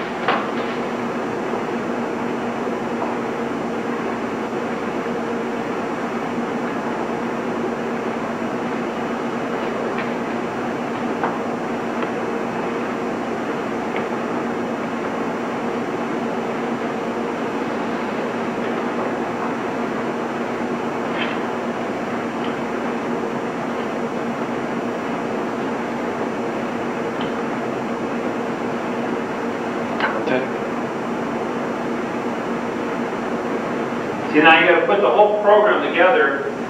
You got to put the puzzle together, and all the math problems have to add up at the same time. In the Sunday this week section, the girl that is supposedly the genius, she put that in her one of her articles in the last year. See, and the answer to this is hieroglyphics and this is numerical. And so what you do is this is a three-dimensional puzzle.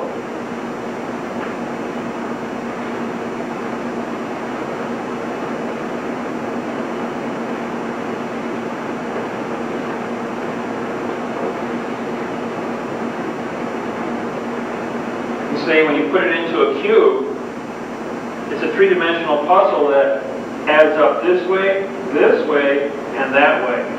It's three-dimensional, which means three pages with a hieroglyphics cube gives it an exponential of 6,000 pages of text, is what it adds up to. Because not only does it go around the surface of the thing and add up simultaneously, it also goes through the object in all 9 directions, 6 directions. So it gives it an exponential cubing effect, which then unlocks the complete set of numbers, numerical. And this here is a hieroglyphics, this here is your key. Once you know what the key is, you can unlock the formulas. Well, what I did was, I took and I found the key also. The key was, we went through all the different forms of math. Trig, calculus, physics, geometry, algebra. And after 3 years, I took a piece of line paper, and it just, as fate would have it. Normally your line paper line, it's just, you write like this here on your lines.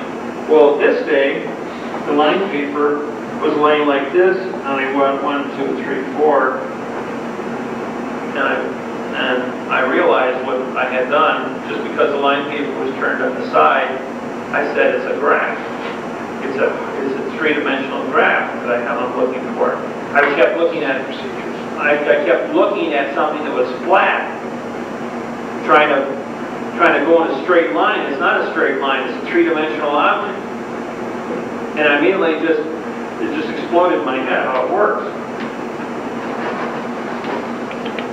So what the answer was, 1 plus 2 equals 3, and 3 minus 2 equals 1, and that's how tough it was. But I had to put the values in place, and I did the values the first time correctly. So then I expanded, I went 2 plus 3 equals 5, and 5 minus 3 equals 2. 2 times 3 equals 6, and 6 minus 3, 6 divided by 3 equals 2. And so I figured, well, if the formula is true, it'll be true no matter what substitutions I make, whether I add, subtract, multiply, or divide, it should always come out the same, and the value should never change, which took place. And that's what gave me the interface. Then I divided these up, and I gave them values. When you do a math problem, everything that you do frontwards, you correct it by doing backwards. So truth is written in a circle. That's why no one ever got mad over math. No religion, no sex, no political foundation, no country has ever gone to war over a math problem. You can put 50 different religions in the same room and throw a math problem up and teach math all day long, and everybody will be at peace and they'll go ahead and work. Say one theological statement, you'll have the entire room go to war and kill each other next minute. It's a fact, absolute fact, about what man thinks about. So I had to go into an environment where I could teach religion to many different ministers in the same room, cover every single subject that man can conceive, and keep it in order to a room of 100 people. How do you do that? Teach a procedure, which is mathematics. As long as the mind is focused on mathematics and the procedures that are created thereof, you then have order. As long as the mind is looking at procedure, I know that I'm teaching the people procedure, not subject matter. Because you make one subject matter remark, you're going to have more room. That's how simple the human mind is. So, 1 is 1 on both sides, 2 is 2. So, what goes around comes around. The noun is not going to change. The 3 is 3, 5 is 5, and 6 is 6. Those are also nouns on both sides of the formula. Now, the equal signs on both sides of the formula are always found to be the article and the conjunction. You can put knife, fork, and spoon, and became a conjunction. Knife, spoon, and fork. The point was that the conjunction was neutral, like the equal sign is. No matter what form of mathematics you create, the equal sign is always there to tell you that this is where you got to put your answer. It's not part of the formula. It just says this is where the formula ends, this is where the neutrality issue comes into play. The article will always precede the noun. No exception to the rule. You don't have an article, you don't have a noun. You only have a presumption. If I said pen, it is only a pen because it is my opinion that it's a pen. I must bring it by a prepositional phrase, del pen, of the pen, for the pen, by the pen. Because it has an assignment of authority to command a specific subject. We'll get into the prepositions in a minute. So, the article and conjunction were both assigned to the equal sign. Now we've got a plus 2, minus 2, plus 3, minus 3, multiple 3, division 3. All right. Numbers are absolutes, just like nouns. This is a pen noun. Okay, the pen is now in motion. Pen didn't change by motion. So therefore the verb is assigned to this value here, which means the verb will not be influenced or changed. There is no modifier on the verb. The verb is an independent entity, just like a noun is. You must have a noun and a verb in a sentence to make a sentence. Boy, run. Boy is a noun, run is a verb. So now you've got your sentence. There's only 2 words, but it is a proper sentence. The only thing that's different on both sides of the formula is adding, subtracting, multiplying, dividing, and those are prepositions.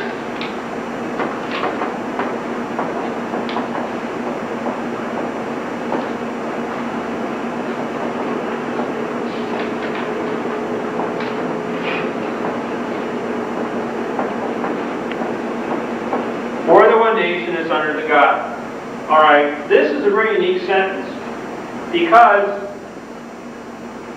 the word God is what we call a keyword on planet Earth. I suspect that if it's a keyword here, it's also a keyword on all other planets. Because you must have a focal point of high authority that is always in present tense. Okay, God must be this one word in any language, no matter how you speak it. It must be maintained as your test word to be kept in highest position and in present tense at all times. Under is a present tense preposition. For is a present tense preposition. For the one, all numbers are nouns. There is no exception to the rule. But if I go ahead and I remove the hyphen, the one noun becomes an adjective of nation. But I just told you all 1.6 million words following a prepositional phrase are nouns, and there's no exception to that rule either. Now we've got a conflict. Without punctuation, this word has 2 identities, a noun and an adjective. The first rule of sentencing is it must be simple. That's singular. We've got dual identities. Rule 8a, Federal Rules of Civil Procedure. Stipulate. You must make a simple statement, singular statement, which means singular tense. Alright?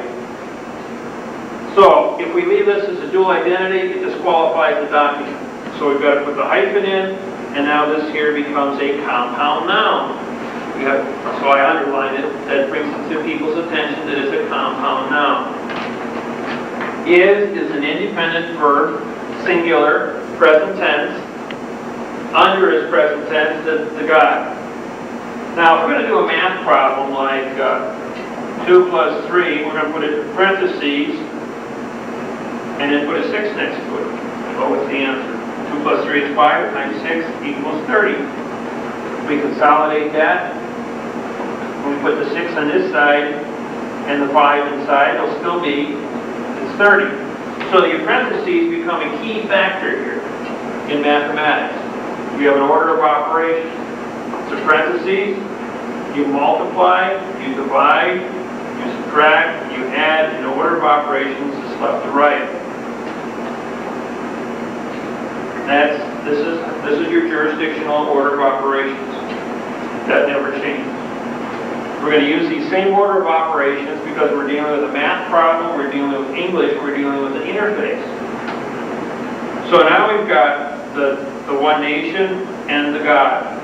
The article always precedes the noun, and so those two aren't going to be modified. Up here, the math problem shows the preposition is going to be our key factor of modification.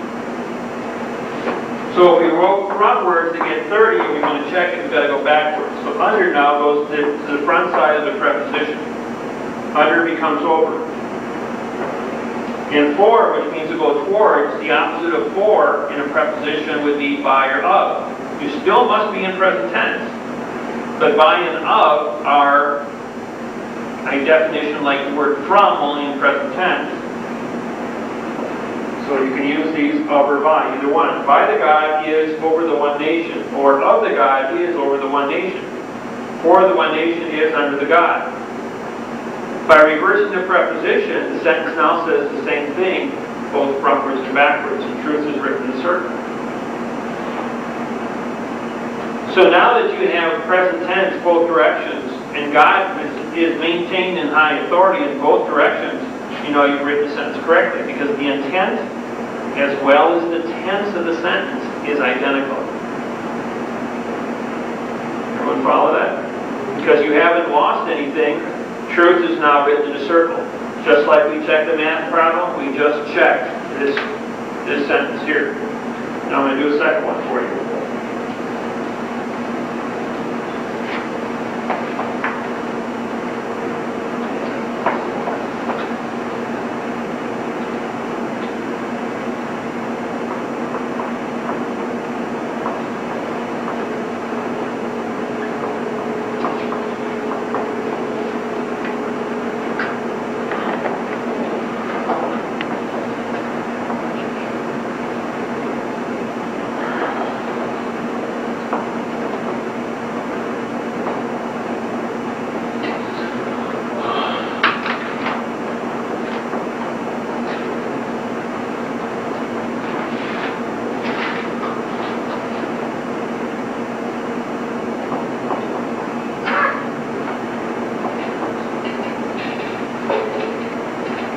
These four are present tense prepositions. Now, is going to become a floating verb. And these prepositions are also going to become floating. They're going to also float. These become factors because the article will always precede the noun. So no matter where we move the verb, that will change which preposition we use. For the driving of the car is with the knowledge of the driver. For the driving of the car is by the knowledge with the driver. It still says the same thing.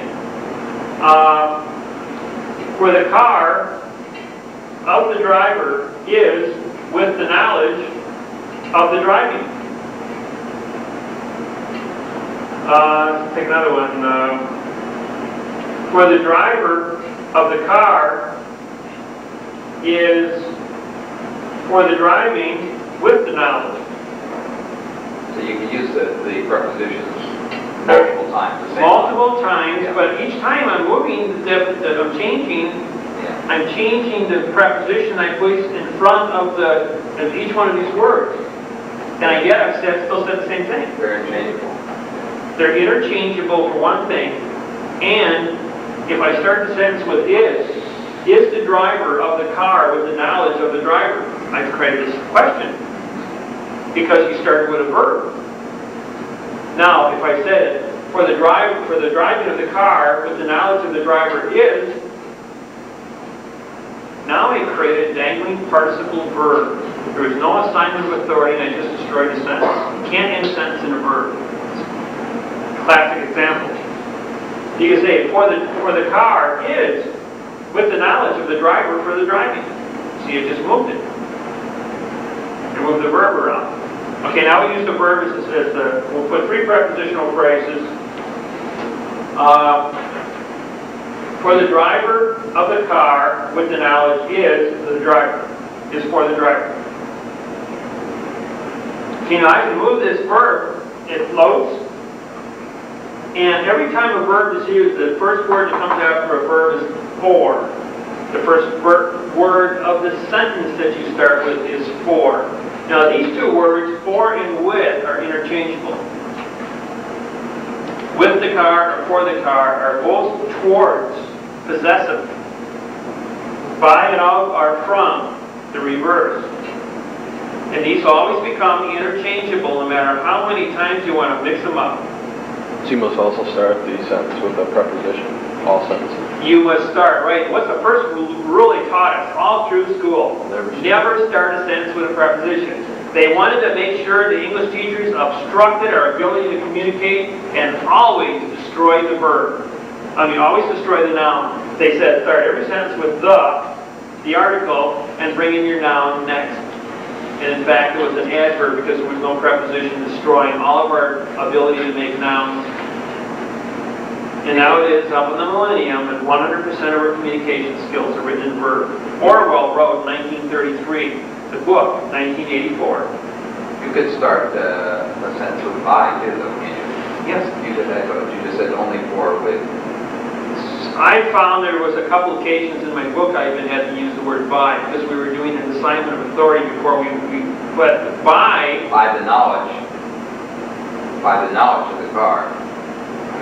But by is doing an assignment at the beginning of the sentence. Assignments are put at the end of the sentence because technology runs in reverse. The point is, if we give the assignment by in the beginning of the sentence when we write backwards, it's going to reverse the sentence again, and you use the wrong preposition. Okay, right. That's why I wanted to challenge, just to get clear again. Okay, now let's take the sentence, for the one nation is under the God. And let's start the sentence with, for the one nation is over the God.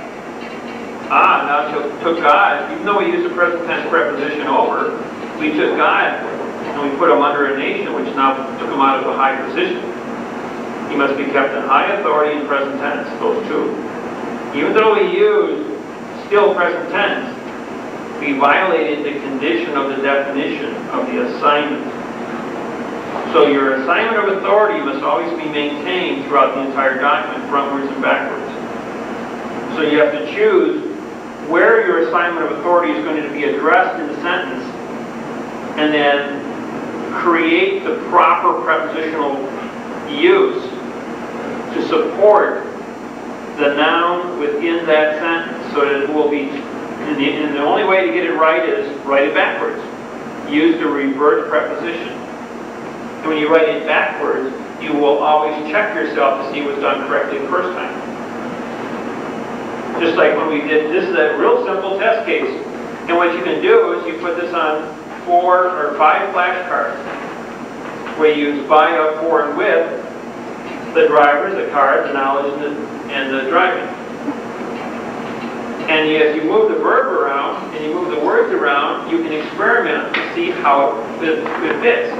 Because we are all familiar with knowledge, an automobile, driving, and a driver, moi, it is a subject that we can very easily associate with because we've used these sentence structures on a daily basis our entire life. So it becomes second nature to us. So when you hear something, you can immediately pick up if it's right or wrong because you're saturated with it. How many prepositions are there? How many articles? 55. How many articles? Huh? How many articles? There's articles can be all pronouns. This, those, them, that, these, the, and A. Those are your articles. There's only, about a dozen articles. Just write that down there. Huh? It's not in the book, like all 65 prepositions. You can look up prepositions in a dictionary encyclopedia, will have them all listed. I know, but it's nice to have a little cheat sheet. Oh you know what yeah, I'm cheat saying? sheet. I really like some notes. I kind of made one, but I was never sure if they were absolutely right. You know?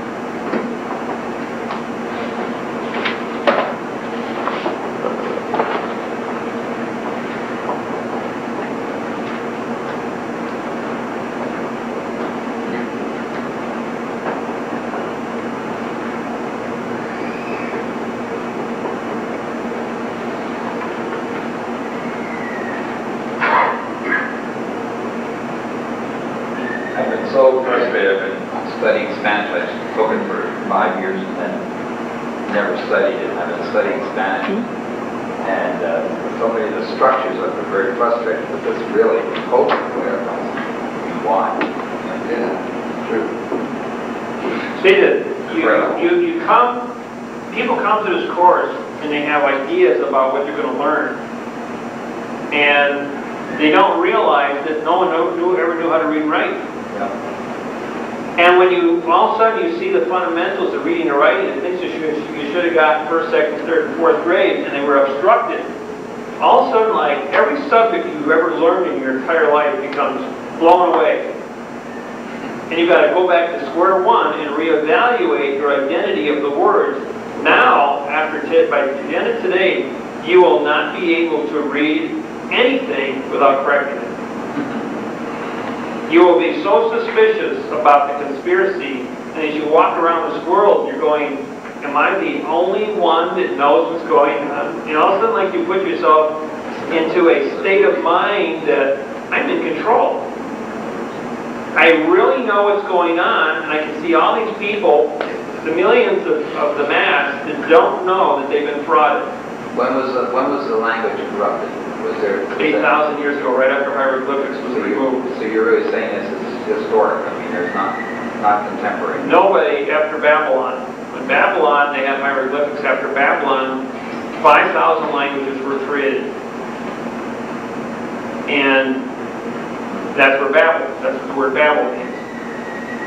To say nothing. So after Babylon, man only spoke in verb. And it became a corrupt language on the planet, no matter, there was no interface. And yet there was knowledge, like you said in 1906, there was knowledge. Some other people sat down and they worked this out. Yeah. And in their working them out, they also got scared. Because they said, oh my God, I just discovered how to destroy the entire contract language on the planet. Gee, when they find out about that, they're going to do away with me. Because they're going to want to keep their fraud running. And so they went underground and disappeared. Or maybe they were killed because somebody else knew about it, was in a power position, who was going to become compromised. Or they were the people who controlled the world. And I went ahead and I said, well, I had this stuff for a year. While I was developing it, I was as secretive as you ever saw somebody. I was just a hermit. But I figured, well, first thing I got to do is mail the entire program out to 100 newspapers. If anything happens to me with my copyrights, they'll have a legacy to follow under. And then we made videotapes because at each one of the seminars, I couldn't duplicate myself with the videotapes. We're doing video seminars, thousands of them across the country every single day. So the video seminars are bringing people up to speed because I can't be there. And you learn just as much off the video. You can watch it over and over again. So it was a good learning tool. See, one of the things that's unique today is we have technology. You've got computers, you've got TV. You can put on a seminar with 100 people in a video machine, or educate an audience in a movie theater. You don't have to have the physical presence of an individual. Today you go to a college, you got one professor who stands up on TV and through satellite talks to 100 classrooms and 10,000 students across the United States. And it's very popular to do that. So becoming a teacher today is, your program is no longer than the videotape that you can generate. That's your job security. The only thing that's unique about coming here in person is you guys can ask questions. You can't do that to a videotape.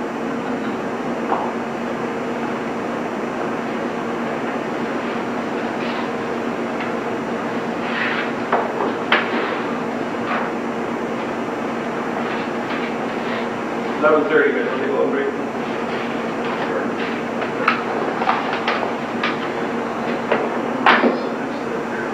Somebody asked about homeschooling. We're just getting ready to start homeschooling, so giving me quite a curriculum today. Awesome. Okay, what we're going to do after a little break here is take, we're going to do prepositions. The importance of a preposition. It is a political foundation. I realized that I was, did not... Political foundation.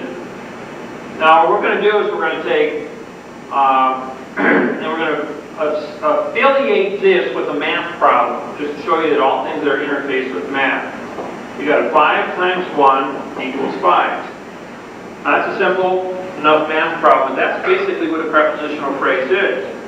It is the accumulation of people creating rules.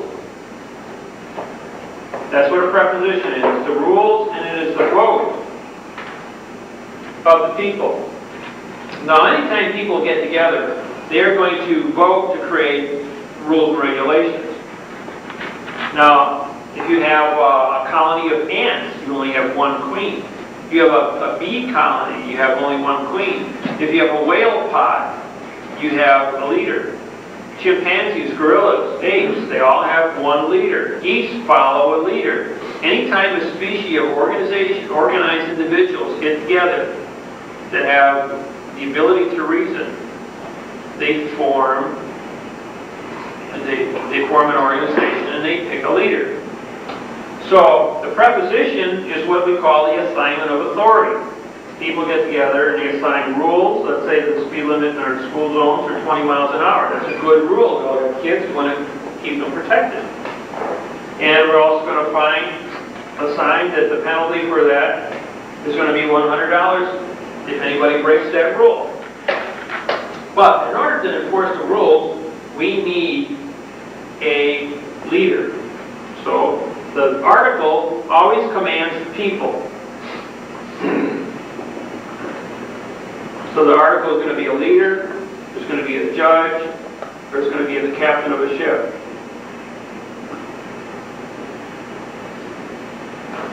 So the captain, or the judge, or the leader that we all agree to vote to appoint is going to be the enforcer. He makes the decisions. So let's say you got caught driving 40 miles an hour in our school zone, and we all agreed, because we all voted to make the rules, it was unanimous, to pick a leader and make me the judge. And he was the police officer that was appointed by our election, and he brought you before me, and I said, okay, you were driving 40 miles an hour in our 20-mile-an-hour school zone, and it carries a $100 fine. And you say, well, I'm not going to pay it. I'm going, well, wait a minute. You voted on 20 miles an hour. You voted to make me your leader. You voted to elect him as a police officer to police. And in fact, he is like a bailment manager. He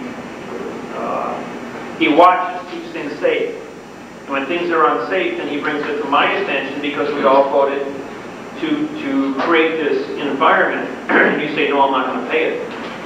I said, well, as the leader and the judge, if you don't pay the $100, you're going to have to leave our society.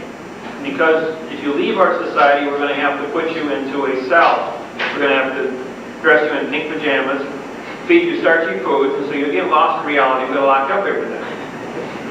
Because we're in fiction.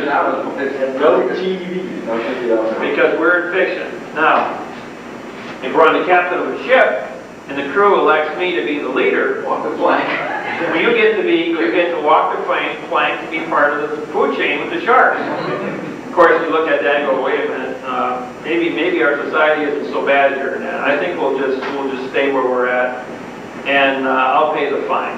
So we had an offer, we have acceptance, and we have compliance. And so the $100 gets paid over here. Guess preposition is an offer, assignment of authority, rules and regulations. The acceptance, you guys offered me a judgeship, I took it. So I'm going to go ahead and enforce that position. And now, just like over here, I said we give $100. We offered it here, you accepted it here, and the compliance was moved over here. Now we have a contract.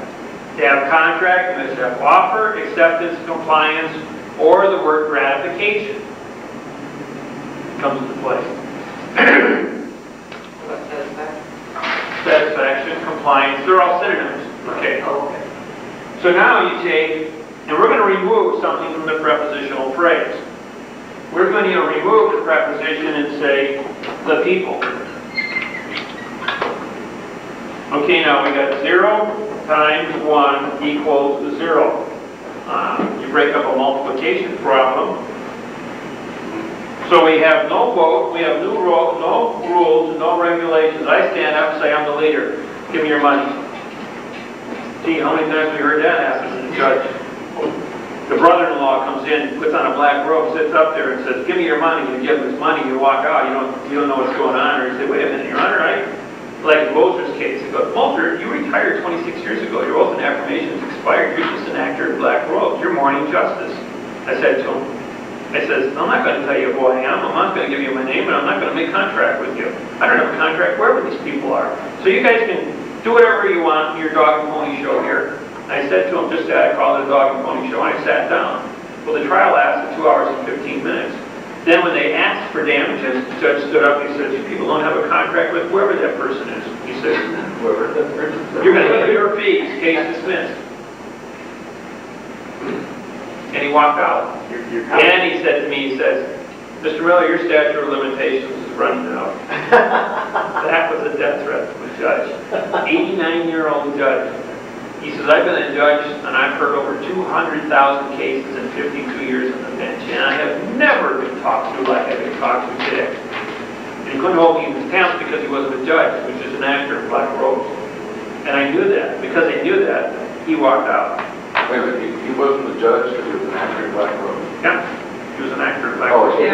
The black robe means you're mourning justice. Mourning justice, right? That's why you wear black robes. That's why when somebody was telling me about the judge came into court, took off a robe, and sat down at the table. Yeah. Yeah, we all sat there and go, what is it? That was over in... She wasn't mourning justice, she was upholding justice. She took off her black robe and says, this person knows what he's doing. I better get off the bench right now before I get in trouble. And sat down with you. We had the case won, but then you surrendered it back to the fiction. She put her black robe on and says, lunchtime. Where do you find that? Find what? Mourning justice. Every judge has 12 black robes and 1 white robe. The white robe is for marriage, for getting married. Yeah. A Christian marriage, not a state marriage. When you get state married, they're still mourning justice because it's a fraudulent contract. If you have just a Christian marriage, you write your own contract, then you got to wear a white robe. But the term mourning justice... Mourning isn't crying. Right. No, I get it. I'm saying, where is it written? How do you find it? It's not. It's between the judges. You got to go to judge school to learn that. They teach that. So, the now becomes an adverb modifying the verb people. As we know, there is no such thing as a verb people, and 0 times 1 equals 0. So therefore you have exactly what you put into it. You have no offer. You have an acceptance, therefore you have no compliance, because there was no offer. You violated contract law. You must have offer, acceptance, compliance, or gratification. Here there was no offer of the people. There was no vote, there was no rules. There was only dictatorship that now created 0, a verb people. The master cannot rule over something that he doesn't have a contract for. So therefore the mass procedure has the same jurisdiction as the language obstruction. Nothing begot nothing. So now we say by people. Now we've got 5 times 0 equals 0. Even though you create rules and regulations, if you don't have an assignment of authority, and you don't have a leader to enforce it, you become a mob. Mob rule. Vigilante. and therefore you have your offering, no one has accepted your jurisdiction, and you have nothing in return. And so the adverb by now turns people into a verb, and you don't have people, you have mob, you have chaos. So if you take away a prepositional phrase, you have a verb now. And you destroy your sentence, you destroy your intent, you destroy your contract. You don't have a contract. Therefore, every treaty, trust, and contract that incorporates adverb-verb combinations is not a treaty, trust, or contract, and that's why they seize your money without asking. The entire bank codes, the entire insurance codes, every treaty, every trust, every contract written in America is in this format. Every contract, every home mortgage is in this program. We had an English teacher in Seattle, Washington 2 years ago after learning this program from us. She refused to pay her mortgage payment. Had lived in a home for 8 years, and she had a 30-year mortgage. She went to court. She stood up and she said, "My name is Mary Ann Smith. Foucault Smith." The judge called Mary Ann Smith. No reply. He says, "Let it now be known for the record that Mary Ann Foucault Smith is in court today. Mary Ann Foucault Smith is a sovereign citizen. However, I am calling Mary Ann Smith to court. Even though she was in the sanctuary of the bar sitting down, she did not answer. Then the judge says, "Do you understand who you are?" She says, I am under the law of the flag, I am a sovereign citizen, and yes, I understand who I am." Then he called for appearances for his bank. And they stood up and acknowledged themselves, and all the attorneys acknowledged themselves also. Then he said to the lady, "Madam, do you understand that you have not paid your mortgage payment?" She says, "I will not participate in the fraud. I have fraudulent language on my contract, the bank will not correct it. Therefore, I will not make any more fraudulent payments, and I will not participate in the fraud. Do you understand that Mary Ann Smith did not come to court today?" She says, "I understand that that was my fictitious name, and that fiction name was signed on that contract. That was before I had knowledge." She says, "I have knowledge, and that is a fraud. They will not correct the fraud, and so therefore the contract is a fraud, the individual who signed it was a fraud, and I am here as a sovereign citizen." And the judge says, "You understand then that I have to give the house back under default because Mary Ann Smith did not come to court today?" She says, "I understand." She says, "I will give up my house before I will become part of a knowledgeable fraud and lie with conscience." And the judge says, "Then I hereby award," she says, "You're free to go, madam. I hereby award the house back to the bank because they have the contract under default because Mary Ann Smith refused to come to court today." She got up and walked out. And everybody felt that I had injured her, that she had lost her home because she had knowledge. I said, no, that was her freedom of will. Her decision between her and her God to be honest, and she was an honest woman. And the judge was very, very careful with that case, very courteous to her in honoring her. And you know what happened next? After she walked out, he took off his robe and threw it on the floor. This was told by the witnesses that came to court with her. And he was so embarrassed to be a judge to have to do that, to support the fraud. And they called me in Milwaukee immediately right after the judge did that. And he was a man of conscience, but he was under a different set of rules and regulations that he had to uphold. Because if he didn't, he would have been lunch meat. Can't she go back and to try and correct that because the bank took the position of maintaining a fraud? What she did after that is she checked herself completely out of the system. She used the truth, Right. and she's been studying this procedures to check herself out of everything that is fraud. She's going to start over. She's 62 years old, and she wants to start over. She won't accept Social Security. She won't accept anything from the government and the fraud. She lives alone. She moved in with her sister right now, and her sister's taking care of her. That was the last report I had. But can she go back after that? I mean, she has to have the knowledge. She's learning, yes, she has to have the knowledge, but she has to do it herself. The bank maintained the position of a fraudulent document, and they... But the will of intent was that they didn't, all parties agreed to the contract at the point of time it was signed. Yeah. How do you purchase something if you're dealing in reality and they're still dealing in fraud? How do you buy a house? Because they want to give you a... Well, I just recently bought a house. I just refinanced. After I refinanced with all the checks were done, I went back to the bank with the contract that I took home and corrected it. My president almost had a heart attack when he saw how many mistakes were on this contract. I mean, he physically was hyperventilating, he went red to the face, he went chest pains, because he realized that all probably 1,500 mortgages that the bank carries were written all in the same program in fiction. So I agreed to go ahead and correct the paperwork and show him a truthful document that he could go out and restructure bring all 1,500 people in and then restructure the mortgages into this truth. It's an independent, one-horse bank. The same two guys have been running it since 1971. I've been with the bank since 71. They got out of college, they started this bank, they had my family money. They have never sold a mortgage, have always kept everything in-house. And it's just the most unique, tight little situation that falls right into play as to what I do. So I've always stayed with that bank. Yes? If I'm not mistaken, with everything being fraud, you said you can exist in both. You can exist in truth and in fraud. Now, don't you become the trustee? Is there a conflict with it? No. You are the trustee of the fiction, of the piece of paper. See, everything that you have is, in fact, a piece of paper. This piece of paper does not live, it does not breathe.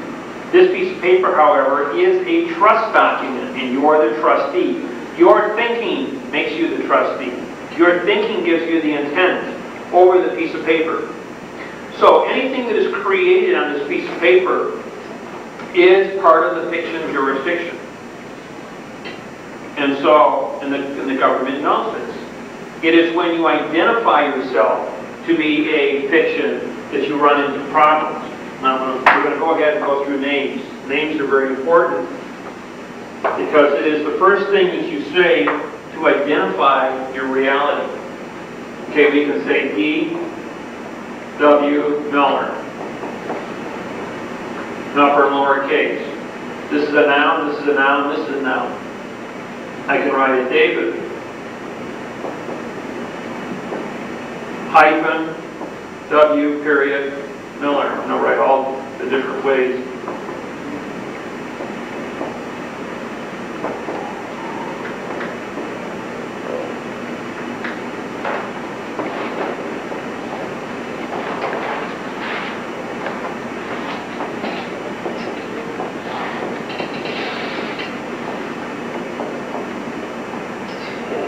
Now, when you go ahead and you capitalize your name in all uppercase letters, this is called a nom de guerre.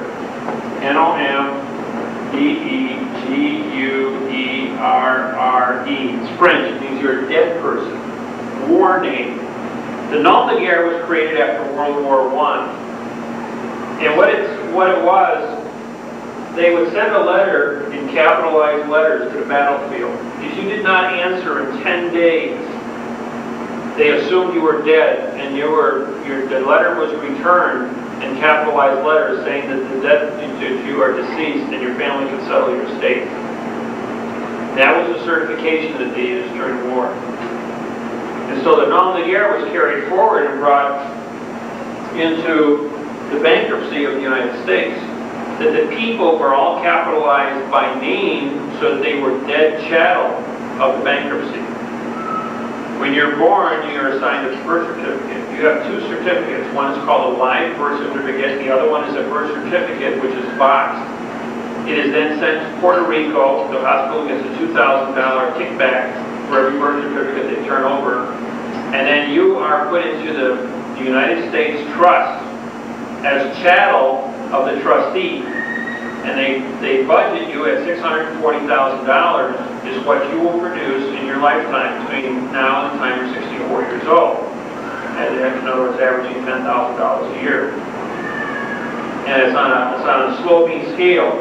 You know you're not going to produce anything until you're roughly 18 years old. And then at 18, you'll be working at minimum wage at $10,000. And as you get older, in your 30s, you might be making $20,000. And when you're 40, you're making $50,000. And when you're 50, you're making $70,000. And so the scale kind of balances itself out. If you make anything over $640,000, then that's all pure productivity for them. You're worth more than your chattel was generated. These people go on welfare their whole life. We got people like up in Milwaukee are 4th and 5th generation welfare recipients. They just were raised in welfare. They had children, and their children are in welfare. It's just 4th, 5th generation welfare. And so the children, this chattel value is what you can borrow against. We had this one man, he was in prison, he learned about this technology, about its value, and so he ordered that so much of the back, because he was in prison, non-productive, he ordered that his productivity or his value in his account was transferred to his family to pay all his bills off. And he moved like $250,000 out of the $640,000 because he was sentenced to life imprisonment to pay all his bills off. Kind of a weird situation. But there was just one that got through the system and they put a clamp on it. Other people tried to do it, move the money off, and they cut off all source to that income. Because it existed, no one ever used it. No one ever thought to protect it. How can it exist if you don't earn it? It's assigned to you as what you're going to produce for the bankruptcy. In other words, how much money you're going to pay into the bankruptcy in the course of your life. Because the United States has been in bankruptcy since 1789. So each generation, with the last bankruptcy of 1929, is now going to expire in 1999. And that's when the United States will become a sovereign nation. Okay, but you're assessed a value of $640,000. That means this person has a value of $640,000 to the United States, right? And they're going to give us $640,000. No, they're going to give it to you. That's how much you're going to produce. They're going to borrow against you and create money. That's where they get their money from. Is they borrow against the individual's ability to earn in the next 60 or next 40 years. And then assume that they're going to make the age 18 to most people work 45 years. They retire at 62. So 18 and 45 is 62. So in other words, for every child that is born, they can take $640,000 more. Right. And as the population and inflation goes up, they also increase that number. It's directly, now about 1992, 93. Remember when the budget kept going bankrupt and there wasn't enough money to pay the Congress and the federal government shut down a couple of times? Tax retroactivity. Right. 93. All right. At that point, they had borrowed all the money they could physically borrow from 30 years in the future. They had physically bankrupted the United States 30 years into the future. And somebody said, well, why don't we borrow from 50 years in the future? And he goes, yeah, I'll just borrow from the future. And then when we borrow all the money we can mathematically borrow from 50 years in the future, we'll borrow from 75 years and then 100 years and so on. So that's what they did. That's why all of a sudden, there was all kinds of money all over the place because they were borrowing money from the future and making it available today to spend it, knowing that everybody would be dead and somebody else would be responsible for it. But then the issue came up on the 70-year bankruptcy cycle. Nobody knew about that. That was probably the best kept secret in America. Only a few people knew about the bankruptcy when they filed it, and they never made it public. A few people that were on the inside that got disgruntled, told the secret to some of the patriots, and it wound up as being a grassroots rumor that kept floating around. But anybody that got into the study of how bankruptcy works, bankruptcy judges work, and then into international bankruptcy, most people just study history within their own country. They don't study international history. So the amount of people that would accidentally stumble upon into international bankruptcy, chances are they would see it but wouldn't realize what they've got and put two and two together. And even if they did discover it, people would then come back and say, well, that's just your presumption, and blow it off. Now that we've got a mathematical certification program, now we go into court, I can testify as an expert witness saying, I can prove what I say, and put the math up there, do the interface, and the judge says, Mr. Earl is right. He now becomes an expert witness and he holds the copyrights. Faraday gave that to me 2 years ago at the Leo case. And ever since then, I've been able to testify any place in the United States as a federal expert witness, and no one has thrown me out of court for it. As a matter of fact, the judges leave the court if I walk in. Well, they told you to get out. No, I just come in, I sit at the back of the room, and I don't say nothing, and they're just as quiet, as smooth as can be. You never seen courtrooms run so nice. All right. Now, what the government was ordered to do in January of 1998, when we wrote the papers on punctuation, is they ordered that everyone, that the government puts punctuation in the names. We wanted them to put it in upper lowercase like this. But what they did is they capitalized our names. And then they put comma, ETAL after our names, or ETC, etc. Now what happens when you write your name, let's say when you had military script, Miller, comma, David. The comma breaks up the two nouns. It's punctuation. What's the difference between Miller, comma, David and this with a comma, ETAL, with my new last name? David Miller, your first name is that Al? There is no such person. Right. So therefore I just added something to my name and created me to be a fiction, just like we had fringe to the flag, or a tassel to the flag, or a spear or eagle. Change the intent. We change the intent. And by doing so, we then go back to a nom de guerre. Even if they write the name properly, it still destroys it and winds up as a nom de guerre. If the person doesn't call it, it doesn't enforce it. And that's how we got around it.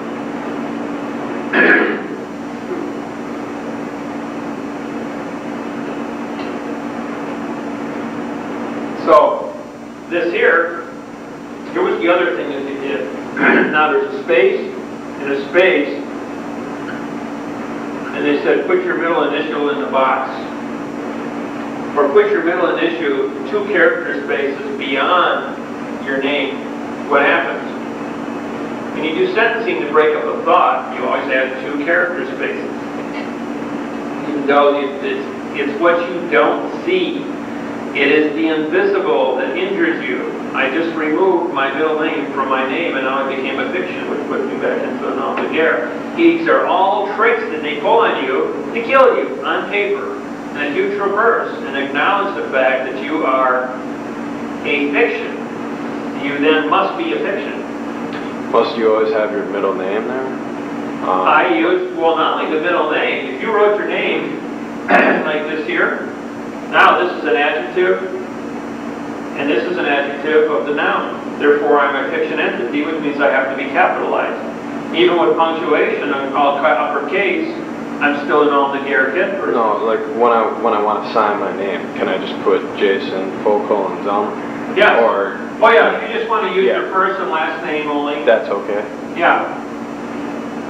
And I do that too if I want to remove my middle name like this here, and then I'll just use the full colon. Just as long as Now, you have to leave a space after a full colon. You don't just join your names together tight with a full colon in between. And here, where you use punctuation, that's double punctuation.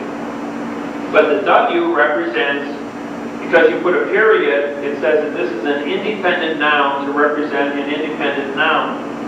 The full colon is still relevant because the period and the period is punctuation, and it does separate the 2 nouns.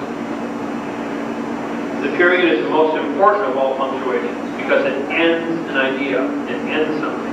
So you don't need to hyphenate when you use the period. Your first one, no, you don't need to colon. No, your DW is correct up there. Yes, if you put periods like this here, like A.O. Smith. A.O. Smith was a Mason. He didn't want to give up the secrets. He also knew that. That's where I worked for 26 years. And so the A.O.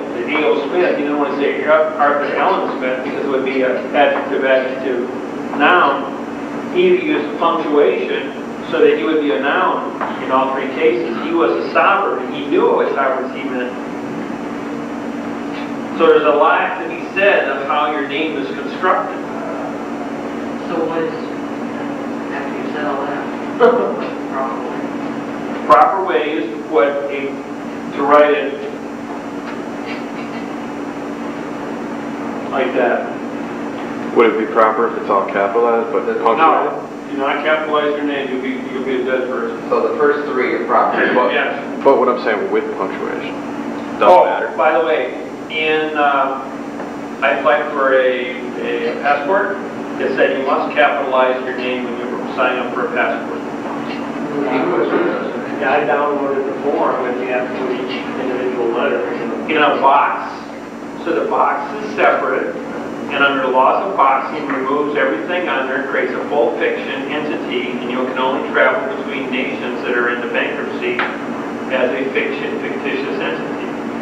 So they have jurisdiction in their fiction court, so you have no contract rights, no constitution. You are no more than chattel by applying for your visa, for your passport. You can't get around that. They ain't going to give you the form. The form is entirely boxed. Matter of fact, I have one with me. So how are you going to go?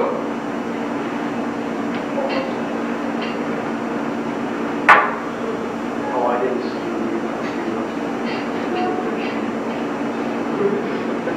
Do you know where that law is for the punctuation or what it's called?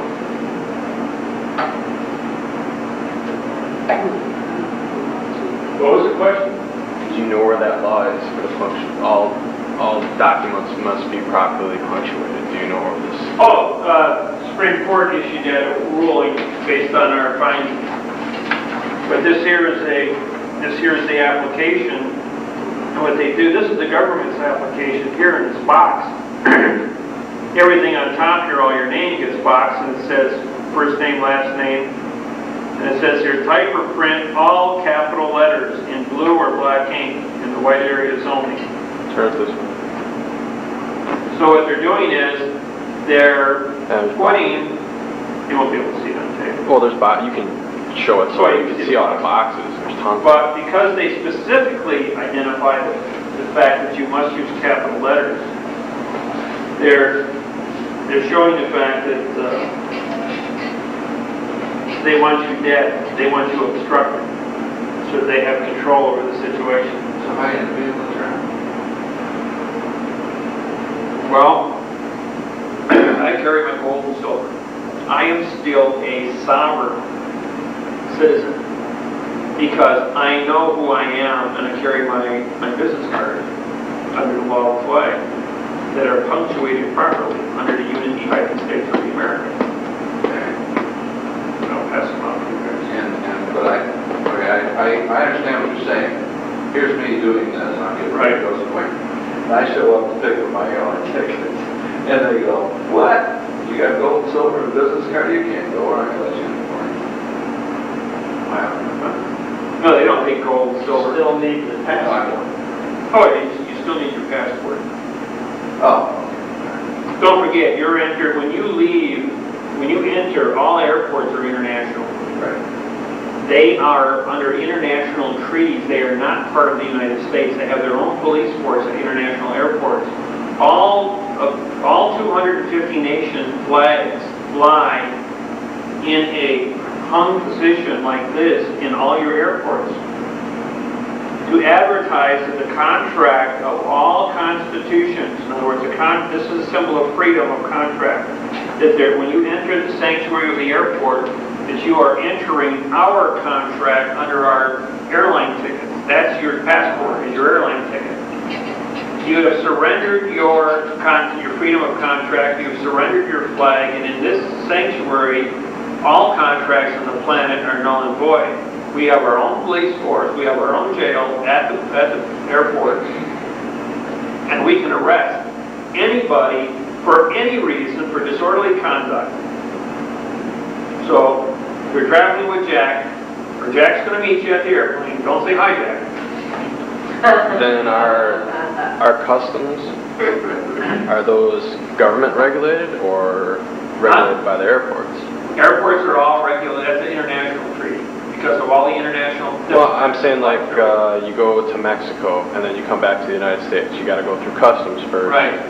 So is that from our government or the airports? Because isn't customs like a part of... No, that's under international law. It comes from the UN. They regulate airport traffic. ICAO treaty. The international treaty. Aviation organism, ICAO. You know, there's a lot of different organizations out there that have been throwing stones at the United Nations and all these UN treaties and that, how everybody wants to fight for their sovereignty. The trouble is they were using verbs to argue their sovereignty. They did a good job of brainwashing everybody. You can't check yourself out of a noun, out of a verb with a verb. That's an oxymoron. There's a guy out there selling a program for $3,800 to get allodial titles of your land.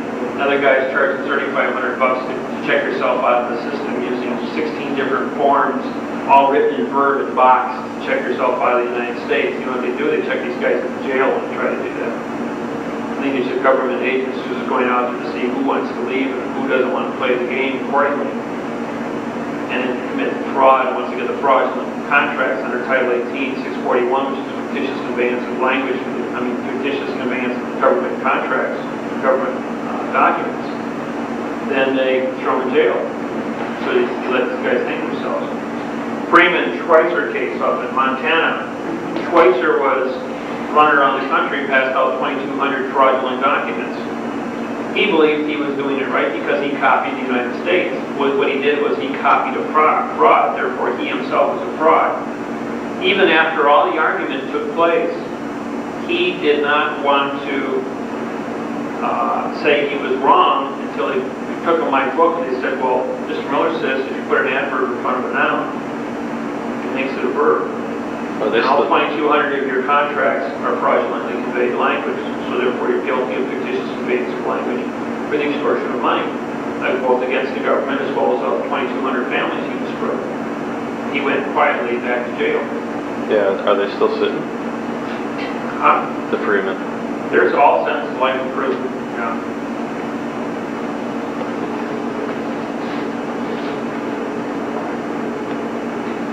Now another little trap that everybody stinks you guys with is your numbers.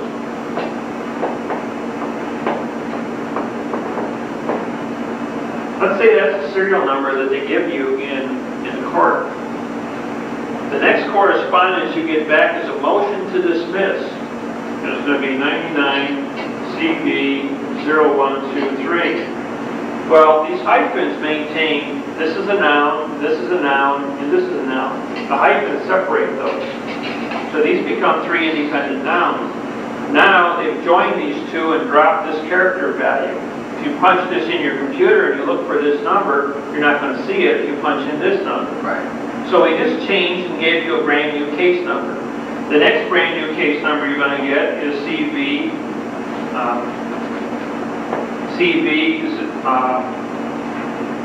123. They're going to consolidate it again. Or you go ahead and you go 99 CB 00123. Now what do we got? We got an adjective appearing in front of an adjective appearing in front of a noun. There's no such thing as an adjective number, 99. So what they did is they dropped the hyphens here. So every single correspondence is going to change the number. So what happens? When you filed for the complaint, you had to have a complaint and a summons. Summons and complaints always go together. The answer back is answered in this, and they've got 30 days. You accept this to be the answer under this case number, so therefore the summons and complaint doesn't have an answer. Not only that, the answer now filed back to the complaint doesn't have a summons with it. And then the next answer from the judge doesn't have a summons, complaint, or answer. It's just another document filed stuck in the file. So each one of these violates all the procedures of process service of process, joinder with the lawsuit, and they can continually change this over and over and over again. Now, the next secret comes in, is what's called character spacing. There are no fractions in law. If you look at a postal serial number, it is 1.1 spaces apart.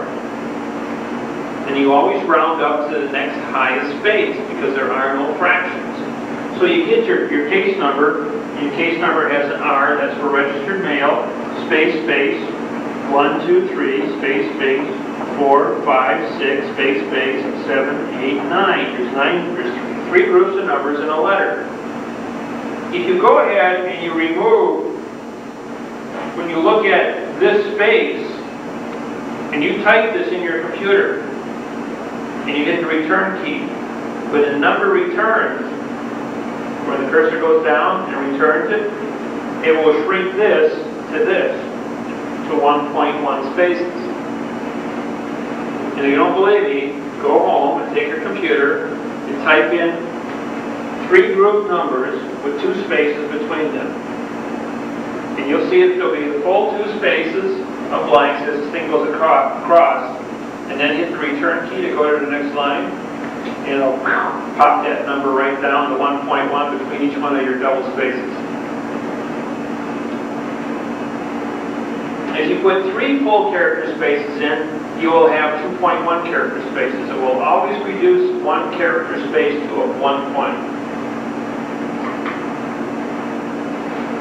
Microsoft programs are set up that way. All government computers are set up. The whole program is set up that way. So when an individual looks at the number and he recopies it, he doesn't put the 1/10 of the space in.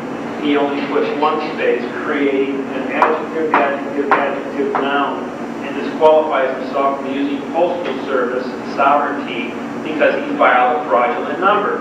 If he files a fraudulent number, he goes back into fiction. His name is nom de guerre, and he goes under the yellow fringe flag. If he files a postal number with the R, double space, and group of numbers as sovereignty noun, he now invokes the postmaster's jurisdiction as a sovereign corporation because he has a noun jurisdictional number. This is a secret that only the postmaster knew about it. Now, the postmaster who put the postal stamp on Little Boy when it was dropped on Hiroshima was the one that gave me the secret. However, he didn't give me the spacing secret. I knew that from all the thousands of hours I spent typing. I'm going, wait a minute, what just happened to my number? I just put a number in there like this and it just got shrunk down. So then I pulled up the codes on the computer. It says, well, there was a space there. There was 2 spaces here, but it was only 1 space showing.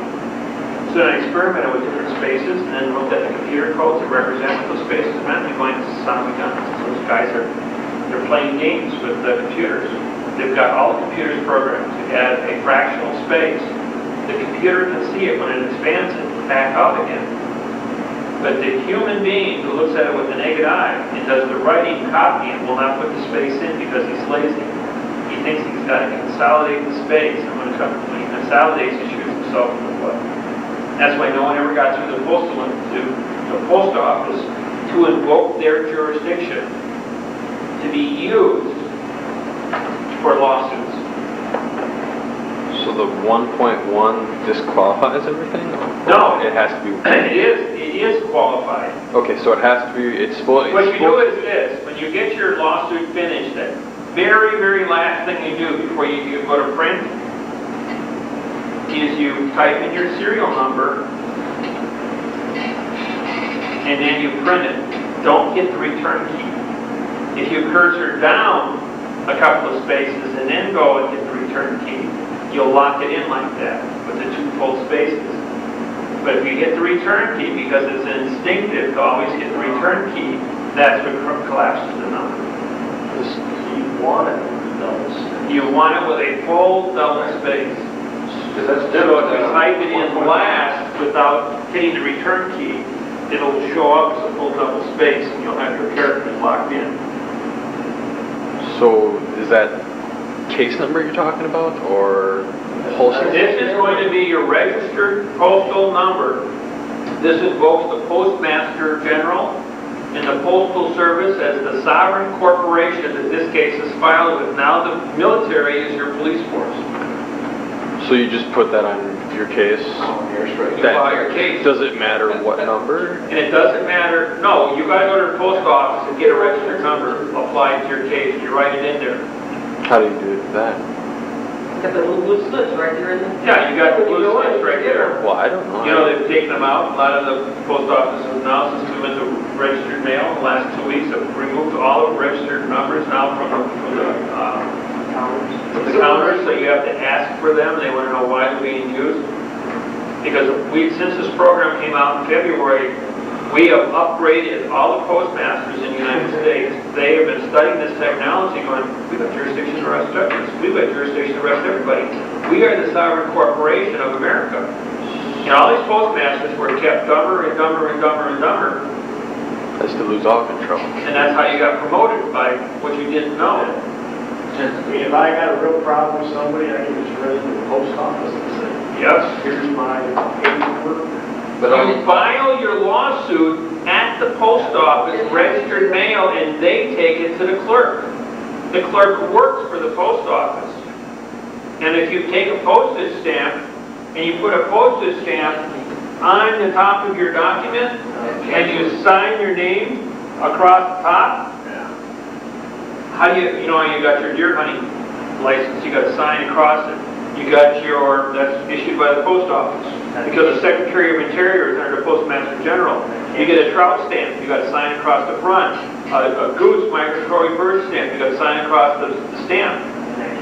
It cancels it, makes you the postman, senior court barrister of that license under the jurisdiction of the post office. You need a legitimate stamp. Well, yes, you must use at least, there are no fractions in federal law. Because we are dealing with federal lawsuits, and you put a flag on top, there is no state court, there's only federal. There's only federal courts With with an American flag. So by you placing the stamp on there, it must be a $1 stamp because there are no fractions in law. Wow. Only the dollar stamp has a money sign on it. That's right.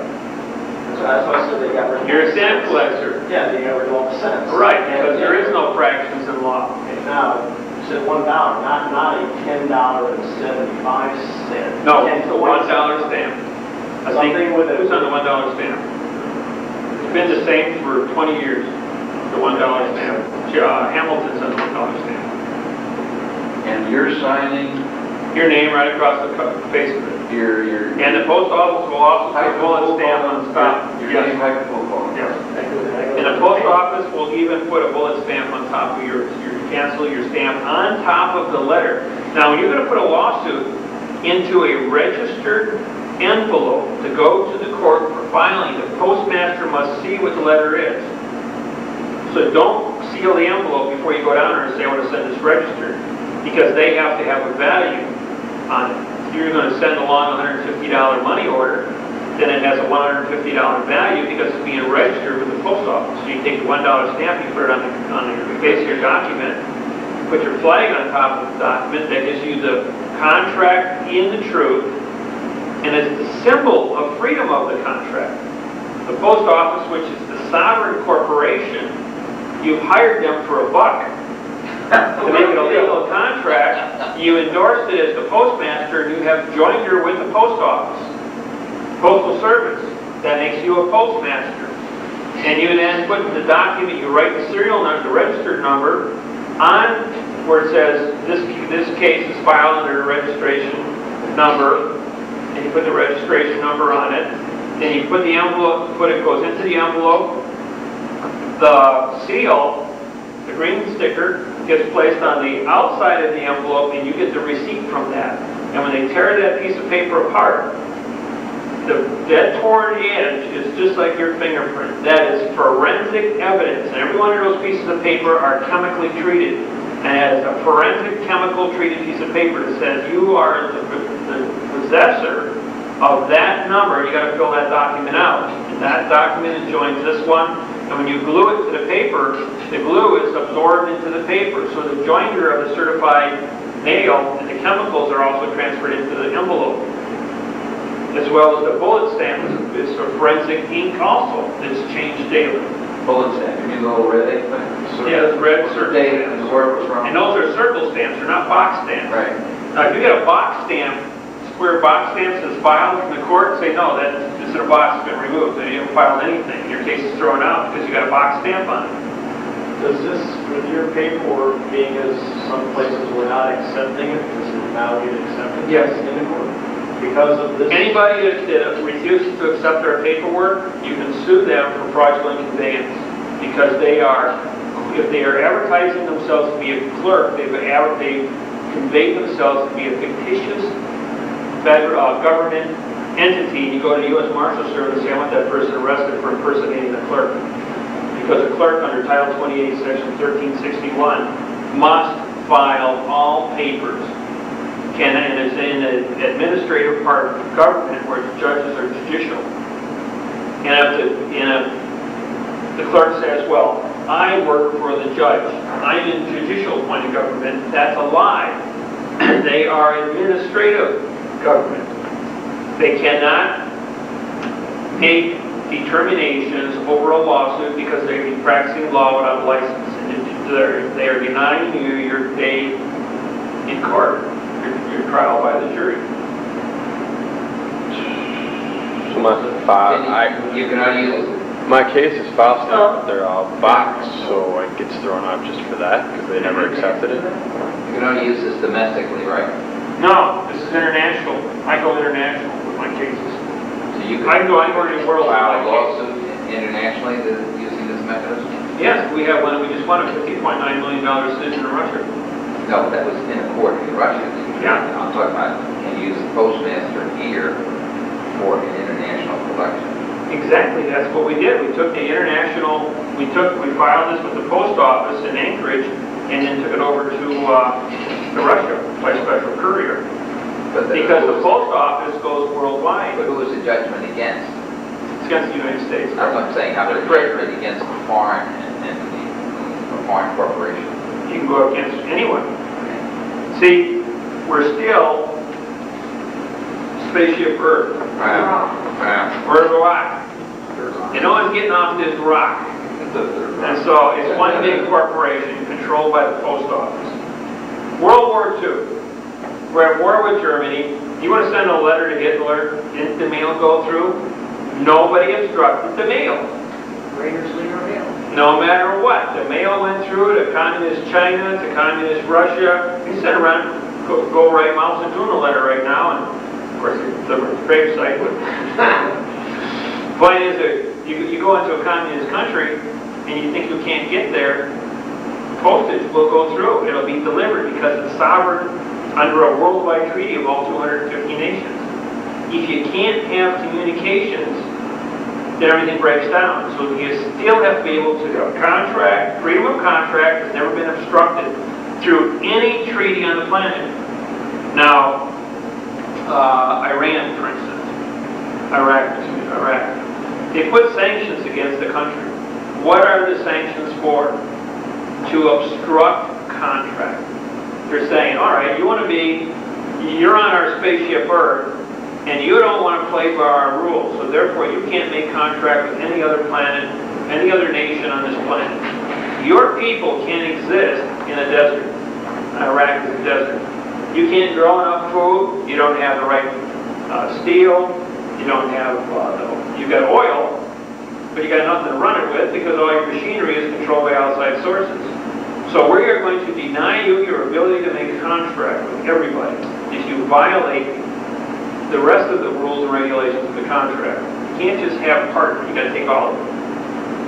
And so that's what they told Iraq.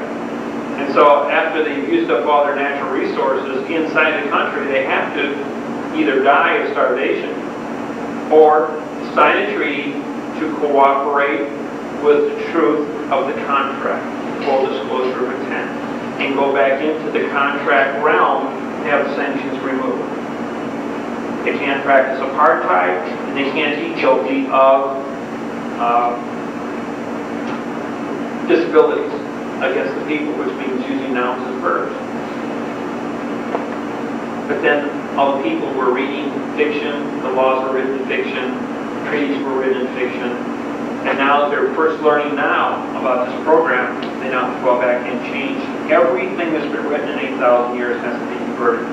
That's a lot of paper. A lot of horse cuts around. And papyrus. Two questions. First one, at times it would seem that the Postal Service works for you. At times it would seem the Postal Service works for you and then it works against you in some ways. And how can they be a sovereign corporation when they represent themselves as the United States Postal Service? And even when they do it, I know they do U.S.postal, but service. Right, they didn't identify the U.S. So how can they be a sovereign worldwide when they're presenting themselves as a fiction anyways? Their language is written in fiction. Their information is presented in fiction because they all went to the same schools as you did. When they went to write the rules and regulations, because the fraud's been going on for 220 years, the only reference they had was fiction reference. So because they didn't know any different and weren't told any different, they have copied. The old phrase is copy a successful person, you be successful. Well, they copied because they were lazy. Jefferson 220 years ago said the reason for thinking is to abolish thinking. And he was absolutely correct. Because when I go ahead and I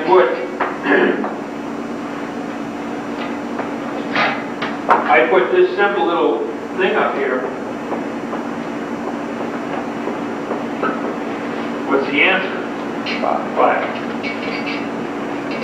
Right, take, that's not. Yeah, the most. Yeah. Well, it isn't nothing but brackets, right? No, brackets. Here, like I showed you before, you got brackets. You multiply, you divide, you subtract, you add. An order of operation is left to right. That's how it's done. It's done. What's the answer? 4. No. 5. Oh, it is 5. 4 divided by 4 is 1. 1, yeah. Order of operation. 1 plus 4 is 5. Yeah. See, what people do is they look at the subject matter, but they forgot that the order of operation comes first in math. And then if we expand this to say 4 plus 4 divided by 4 times 4 minus 4 equals. I did this to an engineer on the plane, he got it wrong. He was an engineer teacher, mind you, and he got it wrong. See, now, this confused me because I did this with my math teacher and she told me I was wrong. I want to do it, but I'll tell you what was told to me. 4. No. 1. No. How much so? 199 out of 200 people get this answer wrong. Oh, you're going to... Guaranteed is to get buy you a free dinner. Just write this down to your friend, put it on a napkin or something, say, if you get the right answer, I buy you a steak dinner. If you don't get the right answer, I get the steak dinner. 16. No. And everybody looks at, oh, it's just simple math. Okay, I'll take the bet. Divided by 4 is 4. See, minus 16.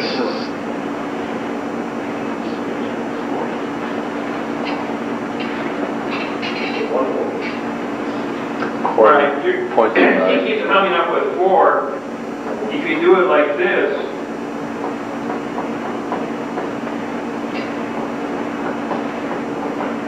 that's going to give you 4. What's this answer? What you do is the reason we're thinking is to abolish thinking. Now, people are lazy. I'll explain to you why this works and how people get the wrong answer. First order of operation, we use parentheses. We don't have a parenthesis, so you have to go with just a sign. First order is multiplication. 4 times 4 is 16. What is the order of operation? Left to right. 4 divided by, next is division. It's not 16 divided by 4, like it is here, 16 divided by 4. It's 4 divided by 16, which is 0.25. Plus and minus cancel each other. 0.25 is the answer. Yeah. Now, why? To me, that's backwards. Now, I know your procedure. I know your procedure is correct, but the way that I look at it, because of your order of operation of left to right, I look at that as 4 into 16. Procedure comes before correction. Wow. Yeah, but division. And this is where the mind does not want to put down 16 because it took energy to generate it. You got to put it down, pick up the 4, and then bring back the 16. Look at it. That's a separate thought pattern, and it creates energy that the mind is irritated. Look at it the way I look at it, though, okay? I understand the 16, but you said order of operation, left to right. Now, I take that 4 and I say that 4 goes into 16 4 times. But it's backwards, it's 16 into 4. What's the difference between this? What's the difference between this and this? No. All right. Write 4 and 16 next to each other. Just for grants. I'll show you what I'm thinking of. And then put 16 next. No, just put 16. Don't even. No division. Then I would put, if we were doing like long division. What's the difference between this and this? You're not seeing my point. You're doing it the correct way, but I'm trying to make a point to you. You ain't gonna make a point for what you're trying to do there. Look at it my way for once. I'm not asking you to do it wrong. I'm just telling you how I see it. Okay? You take the way you do division, like long division. I would take 4, put it on the outside, and the 16, put it in the box. But the way that it's taught, it's backwards. It's the 16 goes outside and the 4 goes inside.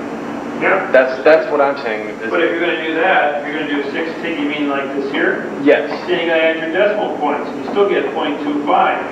Yeah, but if you look at it order of operation, left, I would assume that it would go on the outside, not on the It's the inside. thinking capacity of what is simple. The mind will grasp onto it, not put it down. It's a condition. That's what Jefferson said. The reason for thinking is to abolish thinking. We use this exercise because it's the same thing that happens to language. People bust up the prepositional phrases and everything they do. And by breaking up the prepositional phrase, using just like the Constitution of the United States, well, they used of America. They took a phrase. So procedure dominates position, right? Yes. That's the rule. That's the rule.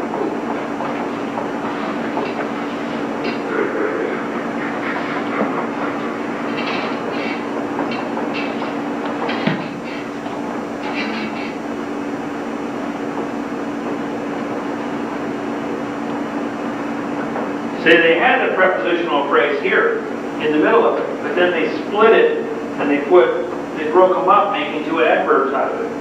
And there's no such thing as a Constitution verb and an American verb. And then to further insult the image, the word that followed the prepositional phrase was a noun, but it's a past tense noun which doesn't have any present tense jurisdiction, even if you were to hyphenate it. So what they did is when they removed that, they said united was an adjective in all the dictionaries. Because the Constitution was used as an adjective to brainwash the people, but this says it has to be a noun, so it had 2 identities. They didn't just commit one fraud, they committed the whole thing to be a fraud.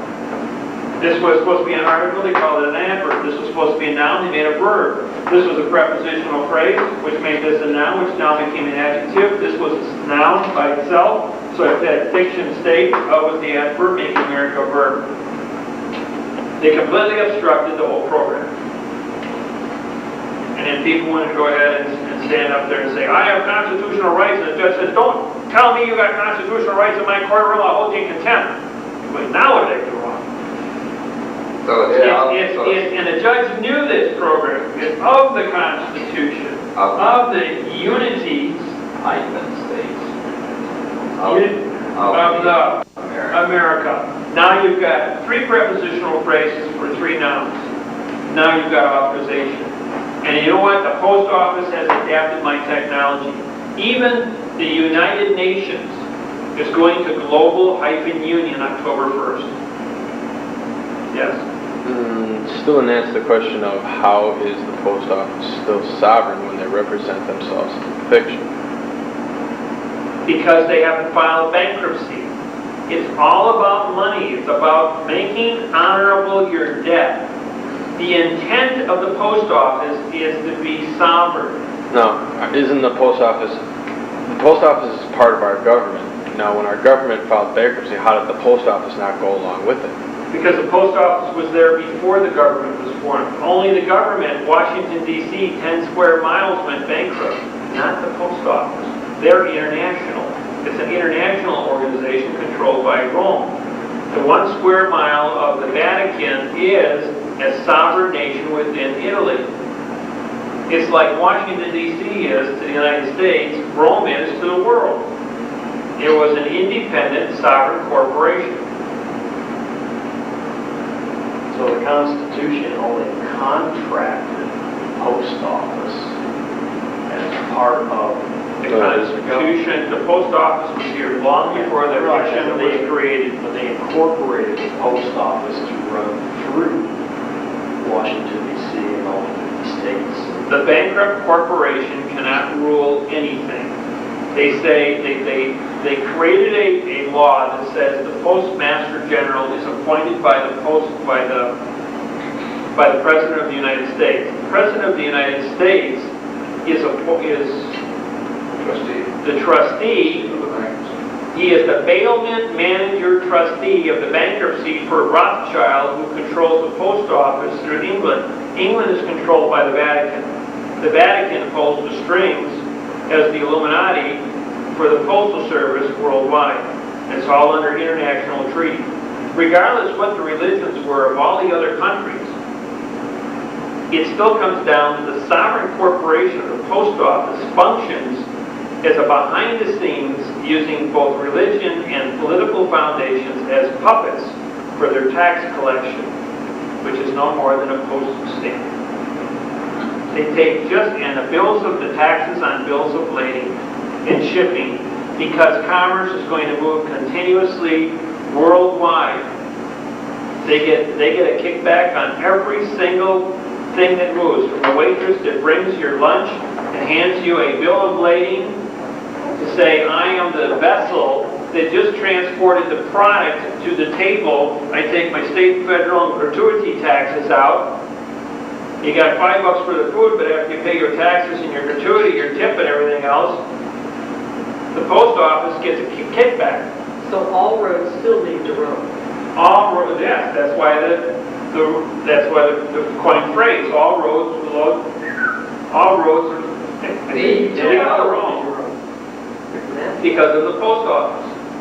It's all about learning who is the sovereign corporation, who is the Illuminati. The Illuminati were above the law because they were the ones pulling the strings on it. But they couldn't afford to have anybody exposed in this program. So anyone that stepped out of line and gave up a secret got killed. They weren't going to have a trial and expose everybody. Even the judges, the ones that play with the sovereign, that wanted to violate the code of secrecy of the fraud, because the fraud was so entrenched for 8,000 years. Every single piece of paper on the planet, anybody stands up and exposes a fraud, which was immediately eliminated. So the question is, why do I get to stand here and give you guys this lecture? Yeah. How come I get to go around the whole world and make this whole thing, and how come nobody interferes with me? Well, I got protection. Because you're in the Illuminati. Would you do one more thing on names? Sure. Your signature, please. Oh yeah, signature.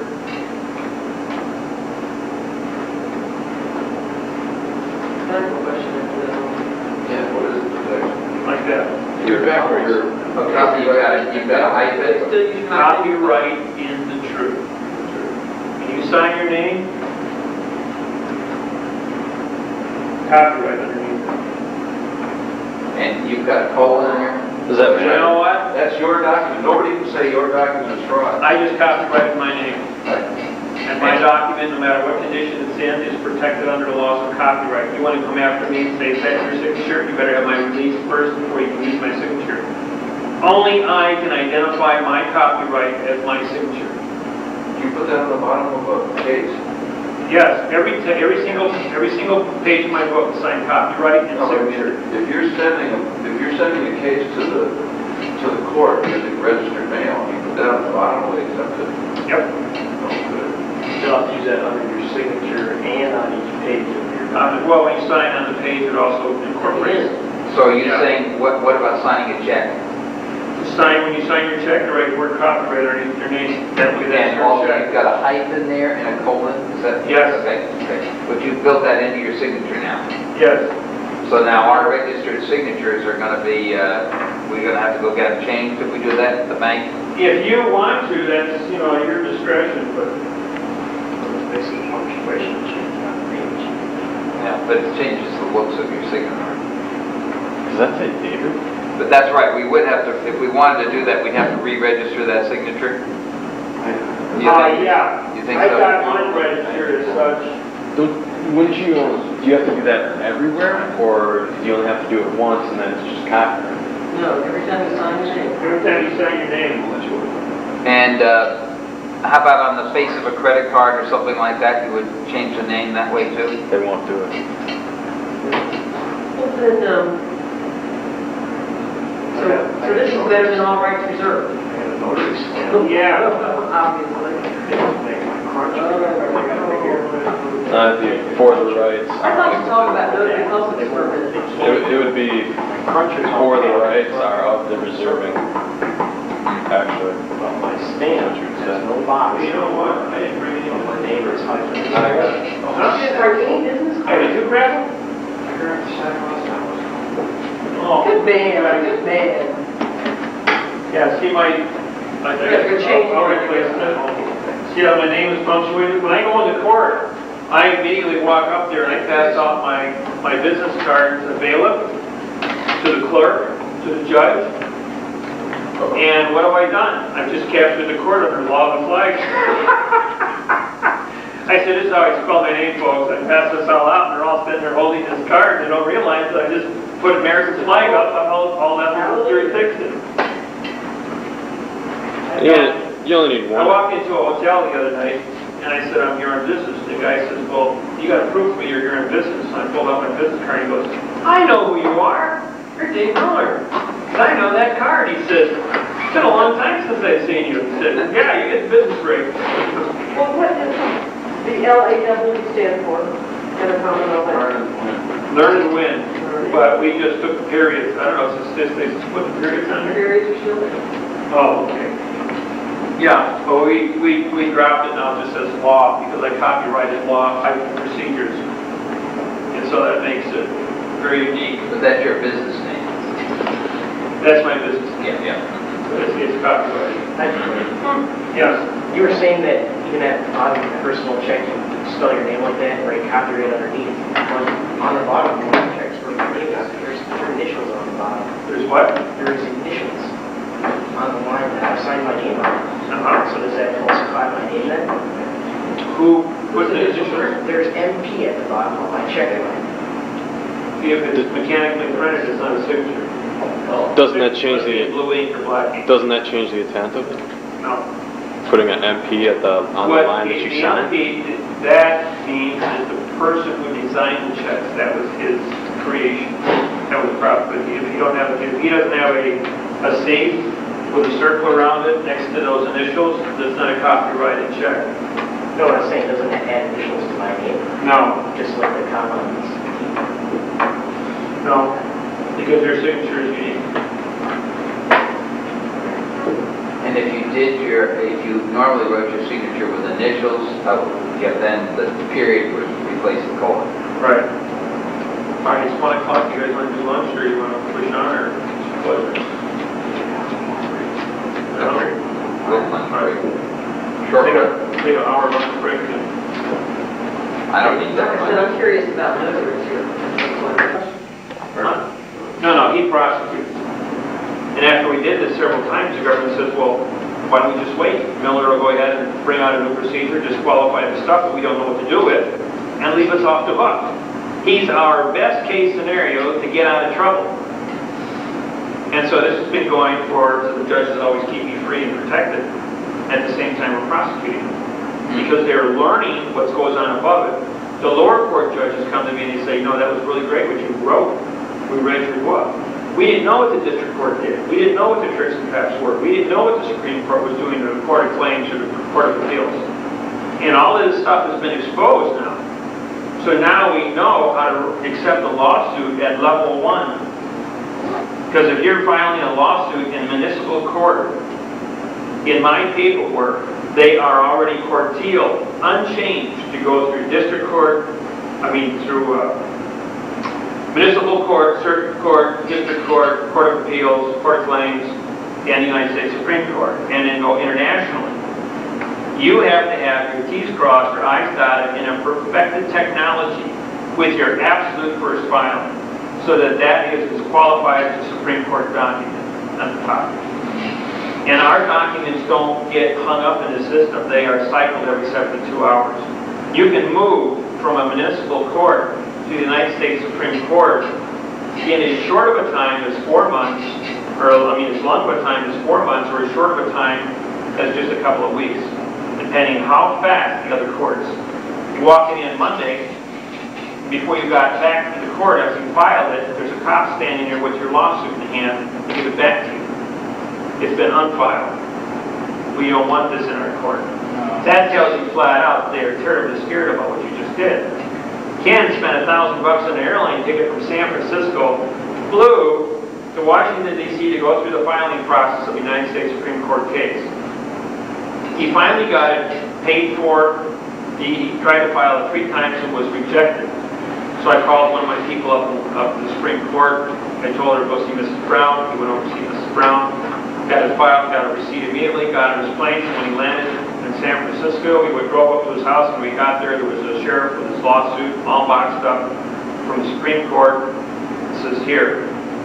He goes, how did you get here before me? I put it on a military transport, F-17, and flew it all the way across the country to get it home to him before he got home. It's just totally blown out of the water. And he says, well, your stuff don't work. So then I flew out there to San Francisco. I did a seminar. And he brings me the lawsuit. It's 40% fraud. I says, of course it doesn't work. I said, you took Zero Society, Right-Way Law, Lynn Meredith, written the habeas corpus from the court systems, and my technology, and threw it all together as a toss salad, and you wanted it to fly. And the Supreme Court knows what procedure is. They know how to stay on point with one subject. And so therefore, it wasn't acceptable. Stay on point, one subject. Focus. Focus. Simple. It's so simple it's invisible. Is the Supreme Court done in a common law style? Now, I know it's under a foreign fringe, but I've seen that all the judges are on equal ground with you. When I go to the Supreme Court, they are, because of contract. The way the contract is formulated, it says that they are in the truth. Well, I'm in the truth too, so therefore there can't be a deception. Either they all have joined or in the truth, or it doesn't exist. They can't use the yellow fringe. Now, February 12, 1999, the Hawaiians filed a lawsuit at the United States Supreme Court. 3 days later, that was Presidential Day, February, that Tuesday following, 9 Supreme Court judges in common law were appointed to an Article III court on the second floor of the Supreme Court in secret session to review the sovereignty issue of the Hawaiian people. They had 60 days by which to give an answer. On the 59th day, they issued an order saying that the King Kamehameha used English attorneys in 1848 and wrote the allodial title rights and treaties of Hawaii in verb, disqualifying the King's claims, the Kingdom of Hawaii, and all the language using my technology under fraud.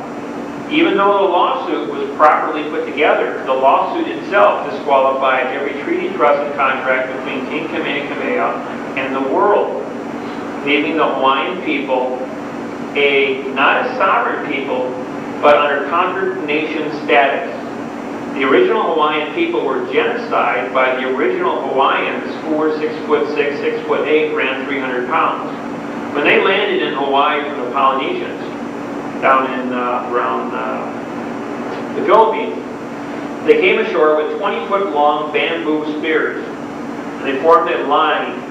These guys were big giants. 6'6", 6'8". They formed a line of 2,500 warriors and marched from one side of the island to the other side of the island and killed every man, woman, and child on the island. So the Hawaiian pure blood would never be contaminated by any foreign blood. It didn't matter who was on the island, everyone was genocide. So because they practiced genocide, the Hawaiian people conquered the island and killed everyone. Then they set up their own government, and they had 600 years of peace until Cook showed up there. Half the population was wiped out by disease, just from the initial contact, because they had no disease on the island. Later, when the English came over with their courts, and the population had been so badly infiltrated, and crossbreeding had taken place, they came to Kamehameha, passed a law that said any Hawaiian over 25% Hawaiian remaining would get this land. Each got 5 acres. Today there's 1,800 descendants for that same 5 acres. There's over 52 separate sovereignty groups in Hawaii still claiming the same original land. So when the court met, they said that all the people in Hawaii are, even though they're born in Hawaii, of full Hawaiian blood, and the United States has kept a record of every living Hawaiian since 1848. And I seen the computer printout that's 8 inches thick, containing 860,000 names. The person responsible for that printout just happened to be across the street from the lady, she was in charge of this as paralegal for the Hawaiian people under the Kingdom of Hawaii. She lived directly across the street from Oliver, who was his aunt. She was like 90 years old. And so as fate would have it, they brought me over to Maui on June 8, 1997. When I got to Maui, a very strange thing happened. While RJ went to get the truck, I'm sitting at the park bench and I got a wild female sparrow flies out of a palm tree and lands on my right index finger. And for the next 2.5 hours, I'm walking around with a wild female sparrow. The Hawaiians were there to witness this. They tell the story around the whole Hawaiian island about the white man that came from across the sea with a bird and set the Hawaiians free. It's an old, it's a tale that goes back over 150 years in the Hawaiian nation.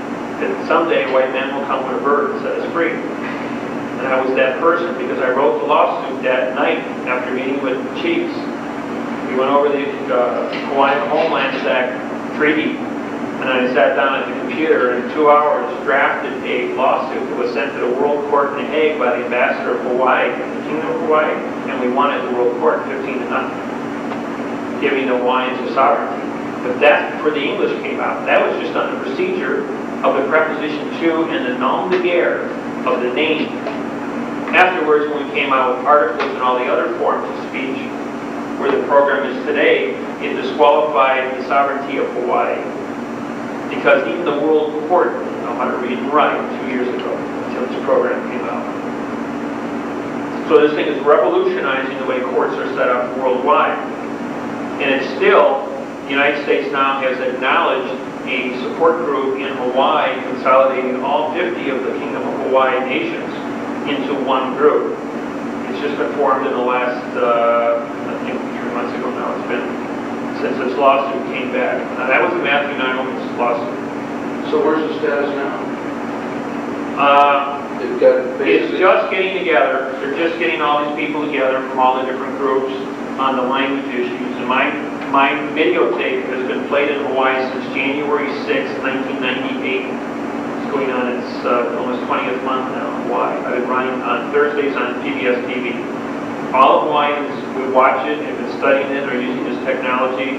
They've been given the new updates on the books. They're faxed. As fast as this technology comes out, we fax it to Hawaii, and it gets distributed amongst all of the Hawaiians. So they're getting together on January 8, 1999, in the year 2000. I'm going to Hawaii to do another law seminar. This one's supposed to be big because of all the different people that are involved with all the different factions. This will be very well organized and well publicized. It's going to be on the Big Island. So this is, there's a lot of different organizations, different things are happening. We're working currently with 12 of the nation's tribes, the Shoshones in Wyoming, the Arapaho, the Chippewas, it was up in Wisconsin, Cherokees, Blackfeet up in Black Hills. We got Cherokees and Crow, no, not the Crow, the Mohawks in New York State, up by Niagara Falls area. We've got the Navajos and Hopi Indians down in Mexico and Arizona. They're all working with the treaties, international with the treaties, and they have sovereign nation status, and they can pick their own ambassadors to the tribal council using this technology to correct all the treaties that they're existing with the United States and then file the World Court for protection. So they're onshore, offshore jurisdiction.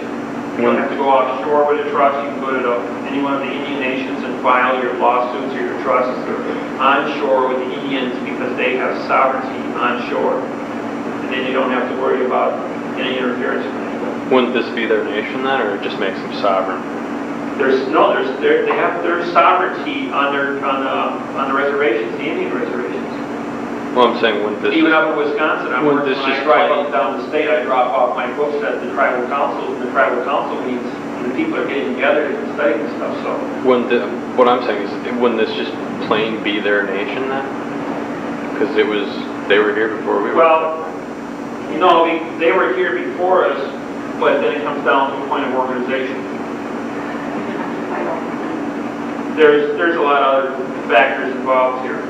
And when you get into a treaty and how complex the treaties are, they have to be written in the noun jurisdiction, but this is where they're learning to correct what is wrong and get back some of the information that was lost in translation.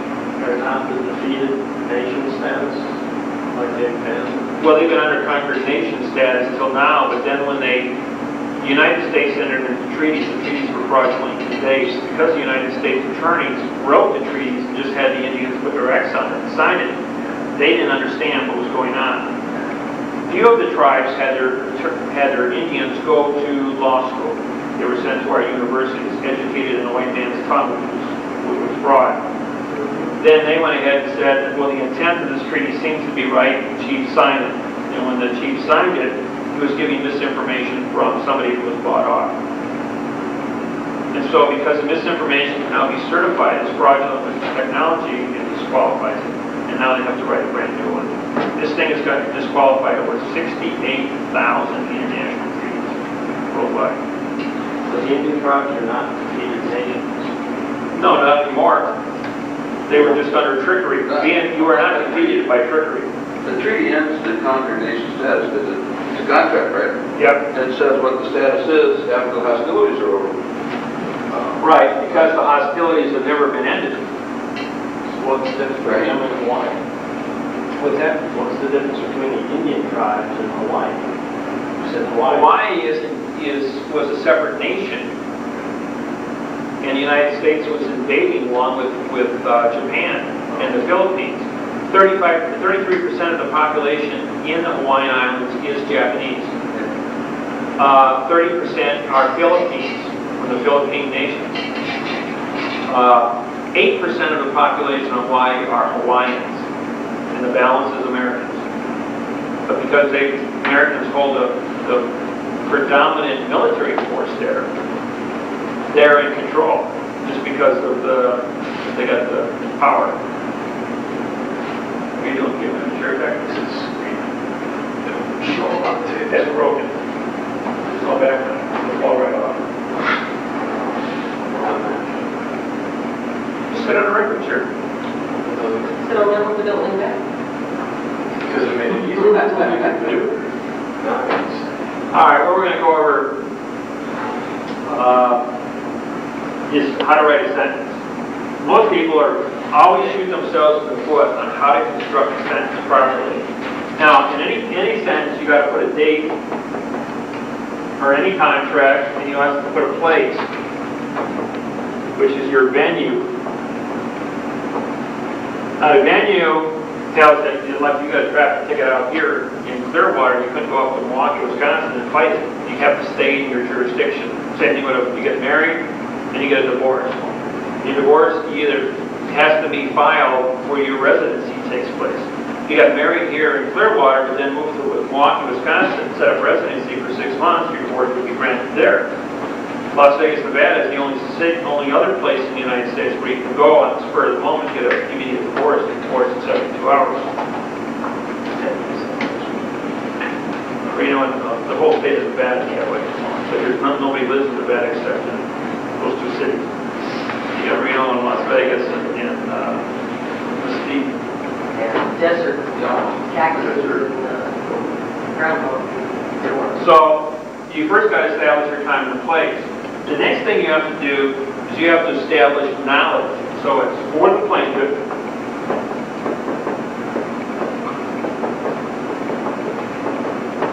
There's your verb of the knowledge.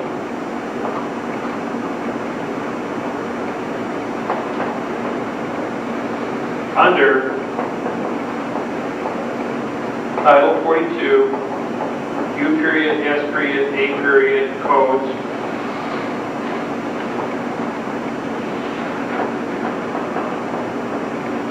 Section 1986.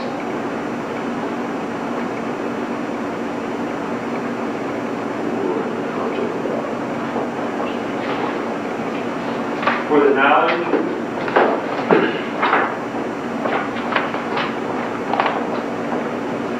of the law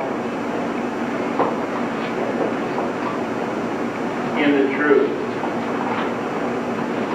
Now what this says, this section right here, I'm going to underline it.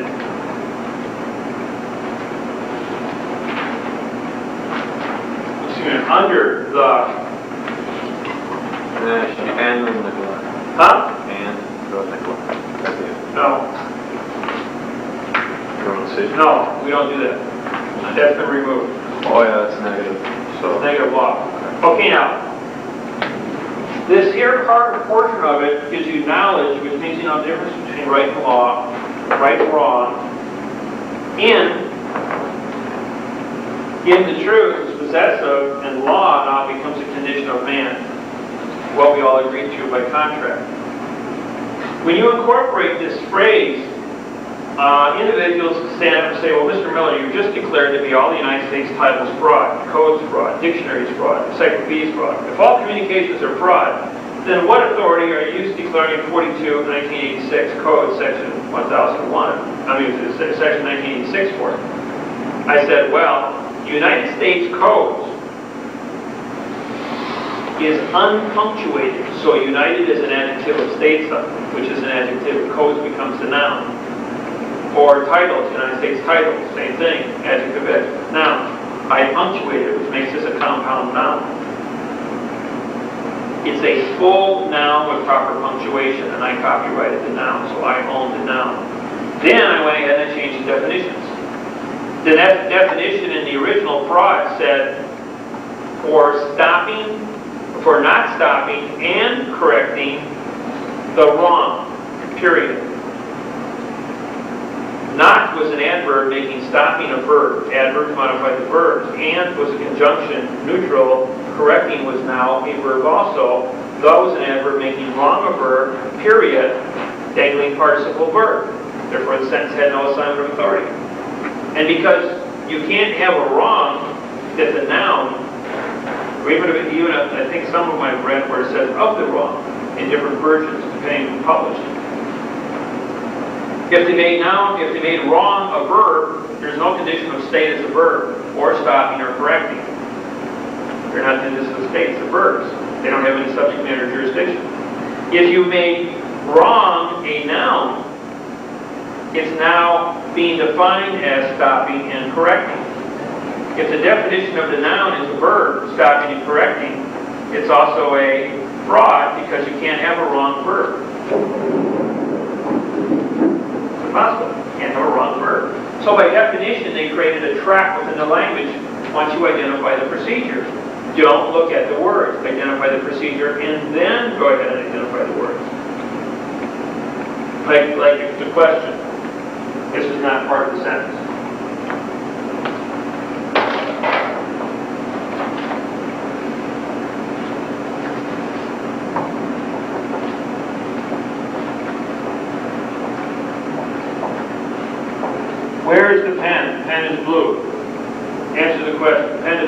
where's the pen? There is no pen. There is no pen. This is an adverb, modifies the verb. Thus, the adverb is the verb. Pen becomes a noun, and the adverb modifies the pen verb. First off, there's a pen verb here, and there's a pen verb here. Show me a blue verb. There's no such thing. But if you said, where is of the pen, now it's a prepositional phrase making pen a noun. I've got a noun, a verb, and a prepositional phrase. Now I've got a proper sentence. Down here, for the pen is of the blue. Now I have an assignment of authority, because blue in this case was no more than an opinion, because it didn't have a prepositional phrase, lacked authority. Or, for the blue is of the pen. Frontwards and backwards, it still says the same thing. And in both cases, when you set it frontwards and backwards, I'll go ahead and I'll put that in here for the camera. For the pen is of the blue, or for the blue is of the pen. See, frontwards and backwards, these prepositions are the same. You reverse them when you reverse the sentence. What about when... We move the nouns. If we move the verbs, you can go for the pen is, for the blue is, for the pen. You said to correct the top one, where is of the pen. You can leave where It's by... an assignment of authority.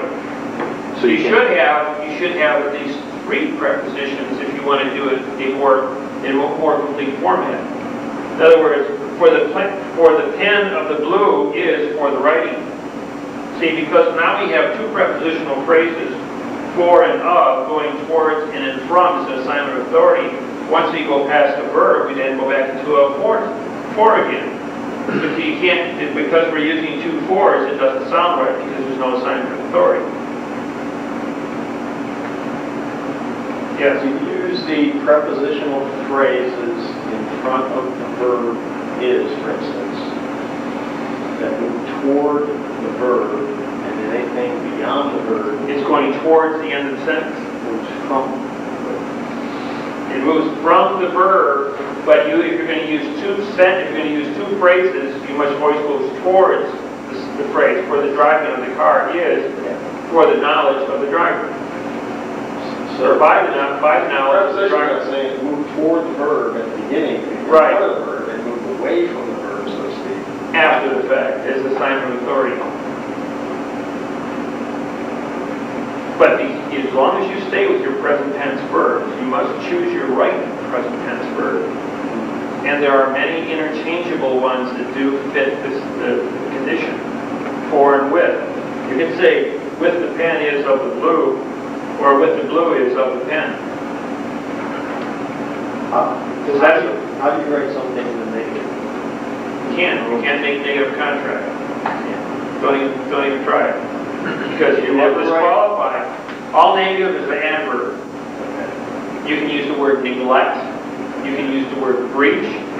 Now take the word violation, T-I-O-N. It's a hard noun. But a violation contains 3.5 pages of definitions. Which violation are you going to make determination before the facts? See, violation is a conclusion. Breach, however, is a very unique word. It only has one definition.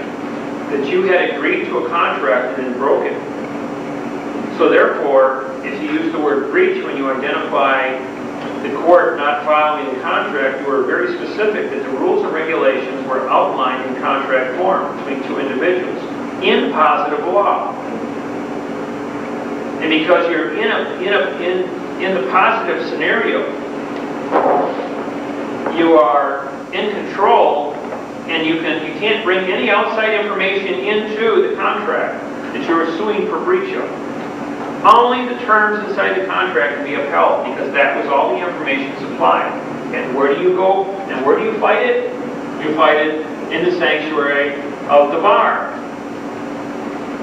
So by using the term violation, it's just 2 big of a catch-all, there's too many.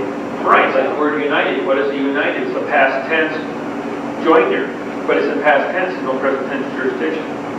They were very clever about the words they used. They sat down and used deductive reasoning when they did this when they constructed these international contracts, so that they would never say anything.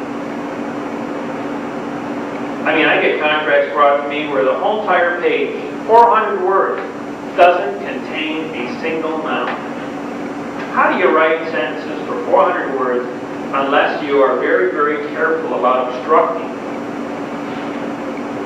That's not an accident to write a 400-word paragraph and not have a single noun in it. That takes a lot of talent. And when we did the lawsuit in Nevada, the very first one we filed, we didn't have one judge reject the lawsuit. We had all 10 federal district court judges in the state of Nevada get together and have a meeting that lasted 3 days over this lawsuit. They all signed the document in a big long thing and included all 10 of their signatures. Your lawsuit cannot be filed in the state of Wisconsin, in the state of Nevada. Do not attempt to refile it in any other court, as we are all rejecting it altogether at once. Get out of our state with this technology. Never in Nevada's history have all 10 judges signed the same document at the same time.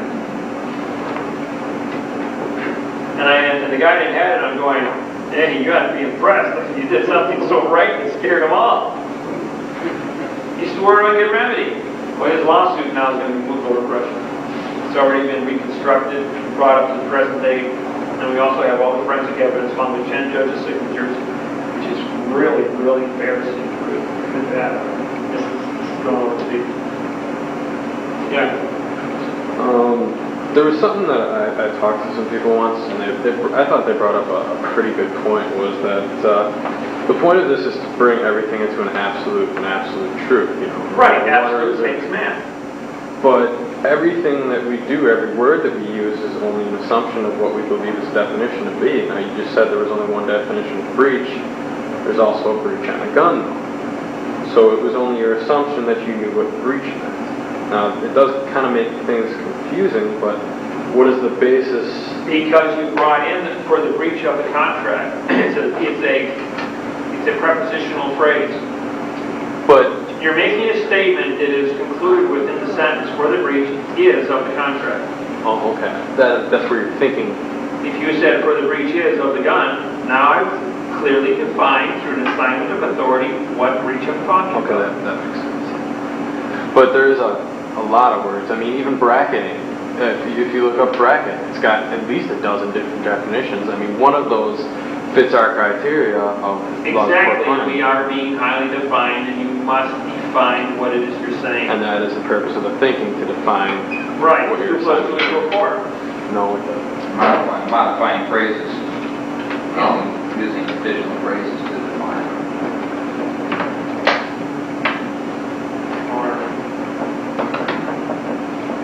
F-O-R-E.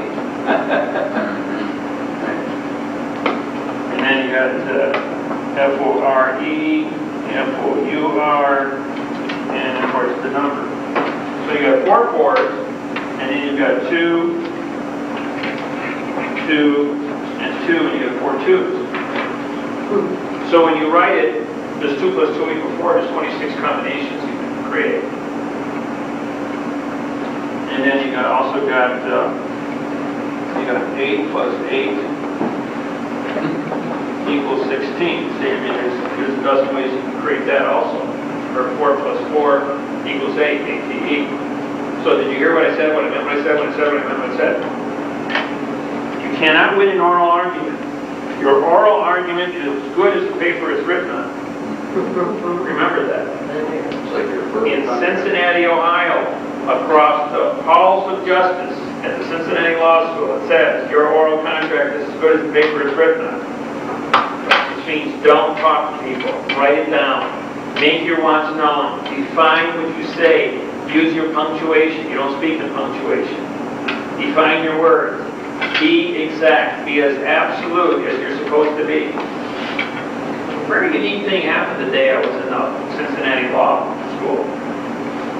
We're walking through the halls of justice, and there's about 20 different grand masters, judges. And they all are wearing necklaces, going all the way back to the 12th century in England. And then once you got past 200 years, everything was in painting. And the same symbols appeared in different forms, depending on their achievements and their rank. But one symbol was found on all of the necklaces. And so as a senior law professor was walking through the hallway, I said, "Excuse me, sir." I said, "You work here?" He says, "Yes, I do." He says, "I'm a law professor." I said, "What does that symbol mean?" He just turned, just exploded, went red like the book. And he says, "Are you an attorney?" He goes, "No." He says, "Security, get these people out of this building. They're trespassing." Just because they asked the question. The wrong question to the right person. It was an Iron Cross. German Iron Cross. They also, many had swastikas on their things. Some had the Star of Solomon. Some had, there was, I counted over 22 different symbols altogether in the necklace with the various ranks. But they were senior judges, senior masons, lodge members, Templar Knights, Scottish Rites, depending on what the organization was to become the judge. So they were all tied. This was on their necklaces. They showed groups of judges, and only the one had the necklace on, the center figure. And then if you look at the kings from England going all the way back 1,500 years, you see the same necklace, along with many of the similarities that were worn by those men as well, even in the popes, France, Germany, Russia. They all have these elaborate, they all wear the same double ring or double bar necklace. And all these symbols are on that. It doesn't matter where the judges go around the planet, even in China, India, this order of this symbolisms are carried around the world in all the religions. So there is an organization, very quiet organization. Okay, so now once you establish an assignment of knowledge, then you have to identify your injury. For the injury,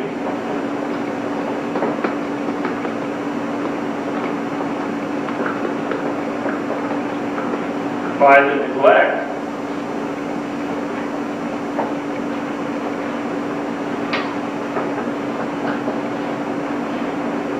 of the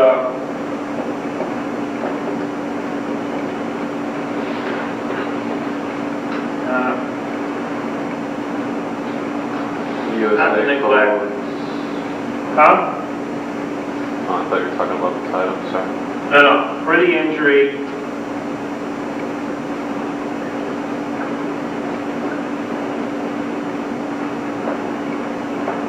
If you use the word failure, is that a negative?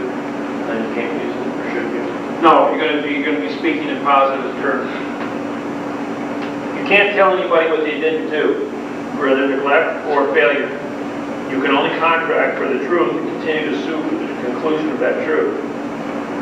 Anyone who doesn't comply with it must join in the fiction by confession. You only can prosecute by confession. If they won't confess, then you don't have a condition. You have a default. You have time and you have default. If they default on performance, then you've won. In other words, they are out of the picture. They have to pay the bill, and you go on to the next individual. So the injury is never for the drug. Get responded in a certain amount of time.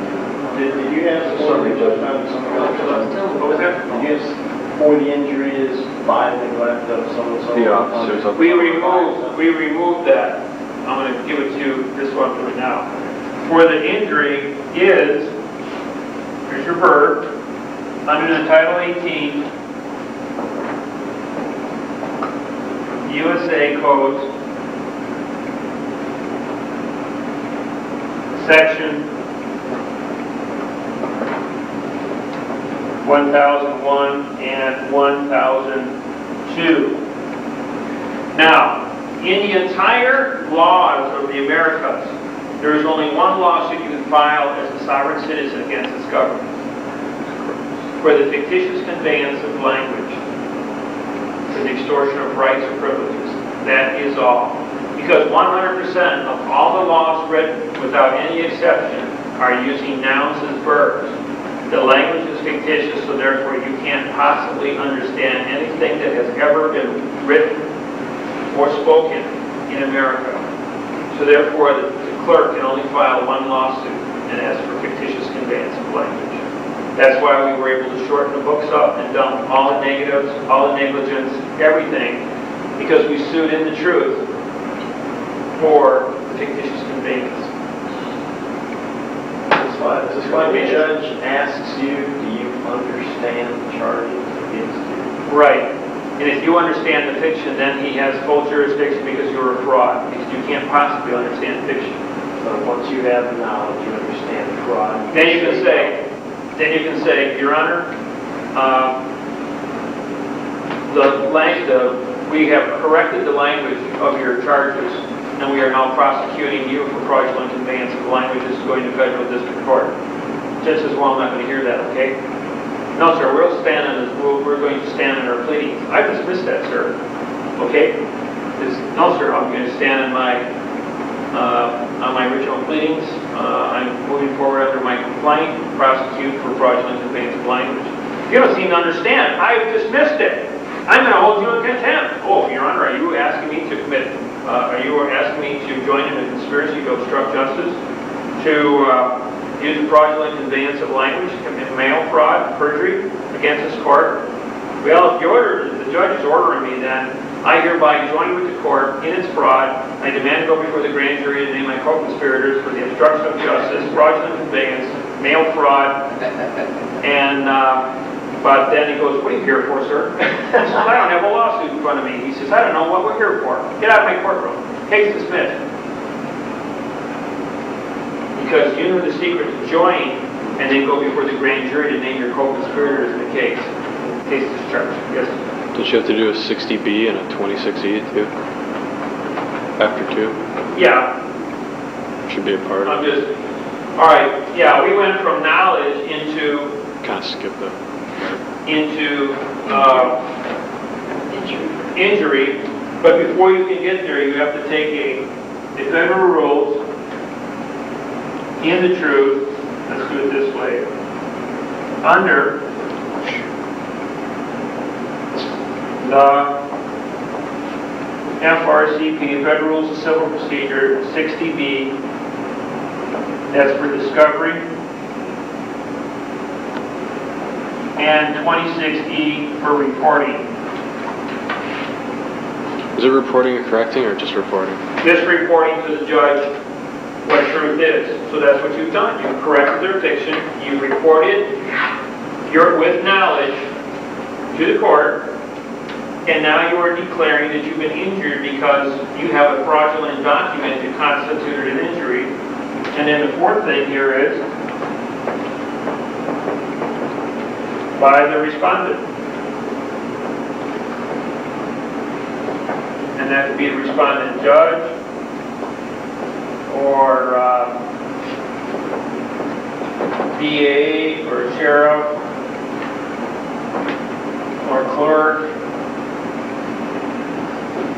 So it could be anybody that's in a fiduciary position that obstructed the use of language in fiction. When you write your material, unless you're writing in all capital letters? I just block print. It's for speed.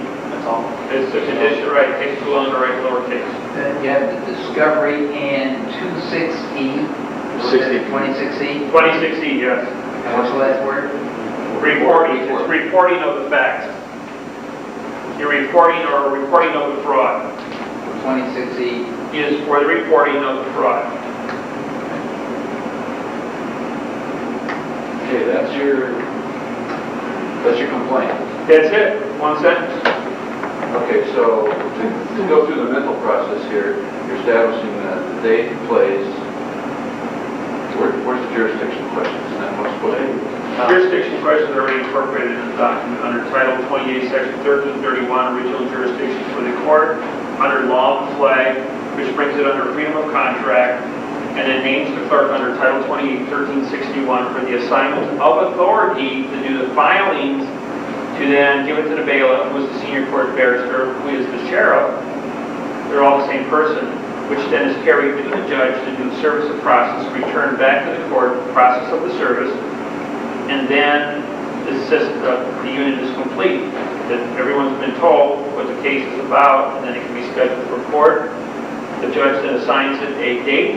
The clerk then mails it to the person who filed the lawsuit, and you're all set. Is this in your book? Is this in the book? Yes, it's already outlined in the book, under the draft of the court. That belongs up there though too, right? That does, no, this is just the structured sentence, how we're doing your structured sentence. Oh. So none of this really gets into any of the details of something that happened. How can you understand the detail of the cup, the glass, the table, and the chair? They're all verbs. How can you understand the detail of the verb? You can't. So you only sue them for one thing. Title 1001. Fictitious conveyance of land. Isn't that more Title so? 18 section. Isn't that more so to say that it's your starting point? There's many others that fall under depending on what they do with the case. It's only one case. No, I'm saying. Well, there's other things that take place once the fiction's been established. The fact that they get together and they cover up the fiction, that forms up your conspiracy. Then they change the flag, which is deprivation of rights under color of law, Title 18-242. Then they go ahead and act under criminal conspiracy and join together under Title 18-241. Because they're all acting together now, they're an accessory after the fact under Title 18 U.S.C. 3. If they put you in jail, it's misprision of a felon under Title 18 U.S.C. 4. And so this thing just gets deeper and deeper. That's what I call the Miller carpet. You get stuck in one of my lawsuits and that you don't get out. You're going to get full of tar and you can't get it off. You're dirty. Is it fictitious conveyance or fraudulent conveyance? Fictitious. It is, not fraudulent. Fraudulent and fictitious are the same word. Oh, okay. They're synonyms of each other. I would recommend that you all get a book on synonyms. Because as you discover the language, you will also discover the synonyms that are used in language. Now, what I'm going to show you next is who you are. And when people find out who they are, they really are shocked as to how many different jurisdictions they come under because of what they are. Your vessel, your body, citizen, people, human. By the way, the definition of human means monster in law. It's what monster? Human being. No, being is another entity. Those are two different words. Your definition on human being is basically describing a monster. Person. Where did you get human from? Where does that one come from? Human is corporation. What do you mean, monster? Huh? Look it up. In law, all law, human is a monster. In other words, humans are the only species that kills themselves. Cannibalism. Vessel is a body.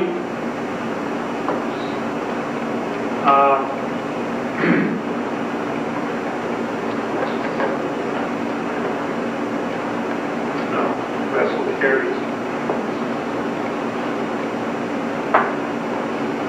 What is a natural person? Surety through corporation.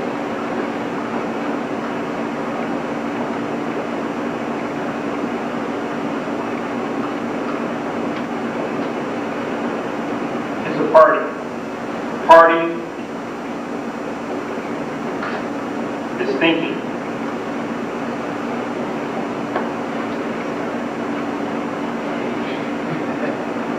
I'll get all of them on there. I like the great left-hand professor do arguments. want to do it backwards. unless I write upside down. Doesn't look like you're doing it faster though. That's your limitation. All right, what's another one here? A vessel. Okay, citizen is contract. People is plural of party.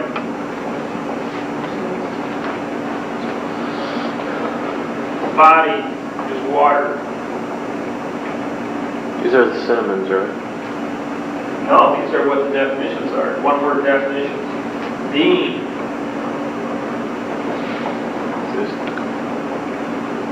Thinking. Intent. Being is a verb.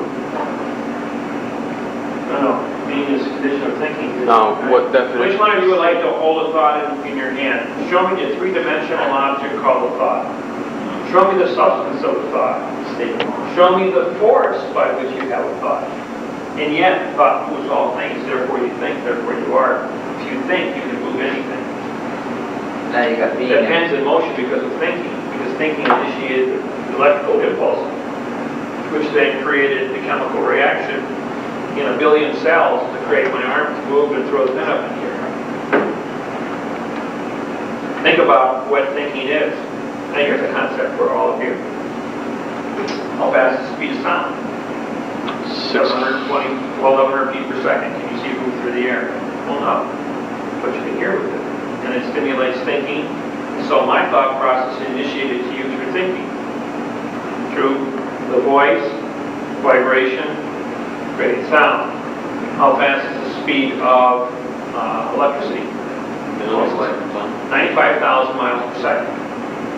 Moves over the surface of a wire. Can you see it move over the surface of a wire? No.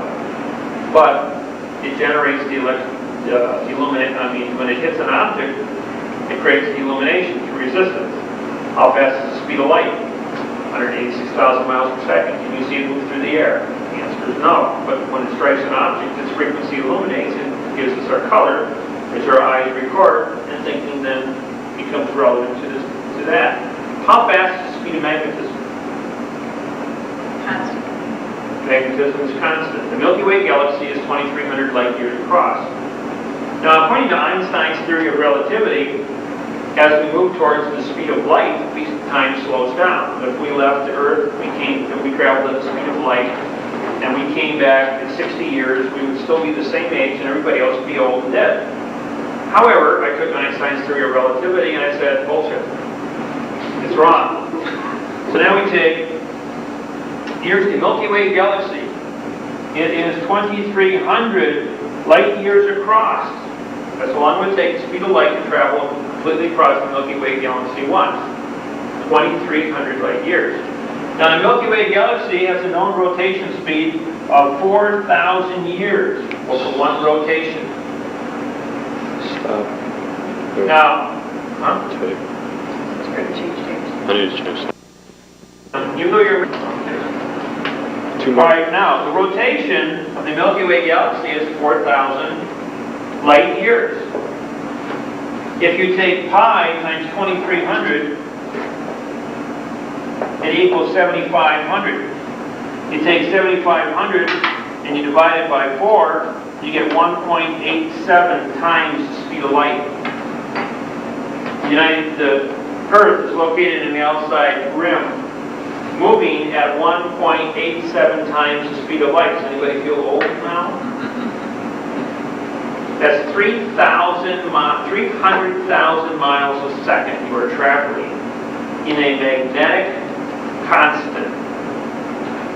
The point is, if magnetism is constant, the pressure in magnetism is the same. Now, look at Earth. What happens, here's the rough shape of the Milky Way galaxy. That's what it looks like. And it rotates, it's high in the middle, it's white hot with stars, billions and billions of stars, and we're located right out here on the tip. And it cycles once every 4,000 years. Now, Milky Way galaxy, however, if you know anything about magnetism has a line of force like this here. Where does that leave the middle? This is a magnetic wormhole. Technically. Because it's a vortex of a magnetic field, it only is hollow up the middle where all things are equal. So whenever we cycle, we come around to this position. How long ago was Christ born? 2,000 years ago, after revolution. So Christ was born down here. We're not coming up here at the other side of the wormhole. When was the Sphinx born? Developed? No, the Sphinx was, the original Sphinx was built 16,000 years ago. 4 times 16. Gee, that's 4 cycles. 4 complete cycles. What happened with the after the original Sphinx was built? 4,000 years later, the Druids built Stonehenge. 4,000 years later, it went back to Egypt, which was 8,000 years ago, which was when Babylon took place. So every time we cycle past the wormhole, there's a major galactic event. The original Sphinx was put down on Earth, and the Black Onyx truss.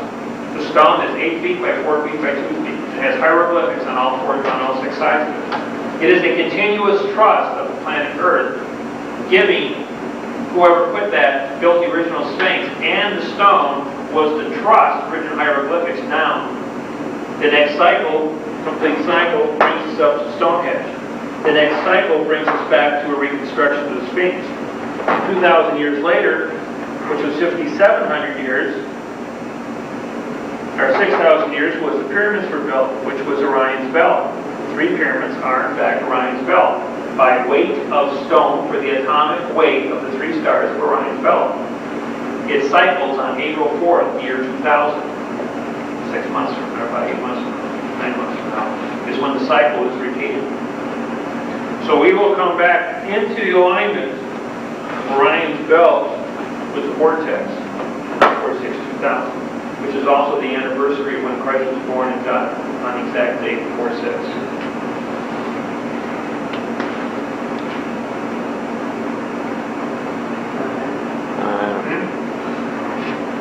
This is geometry. It has nothing to do with theology. This is geometry. So the star is the Milky Way. What's the center? Is that what you're...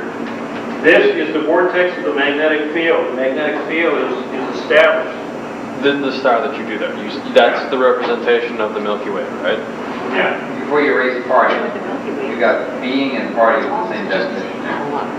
Thinking. Yes. Right. Thinking is the human.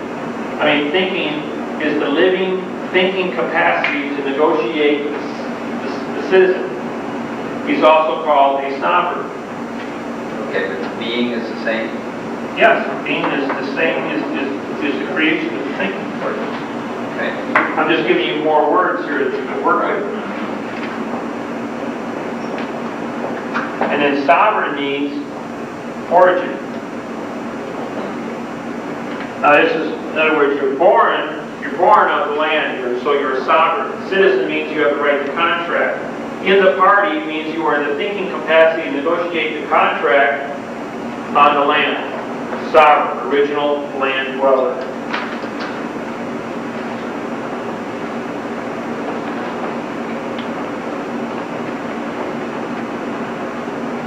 So, when we go ahead and you have Admiralty and Maritime Jurisdiction controls the vessel. You are made of water. You carry your clothes. Does the ship travel on the water, or does the water travel on the ship? Does the body, which is water, carry the vessel?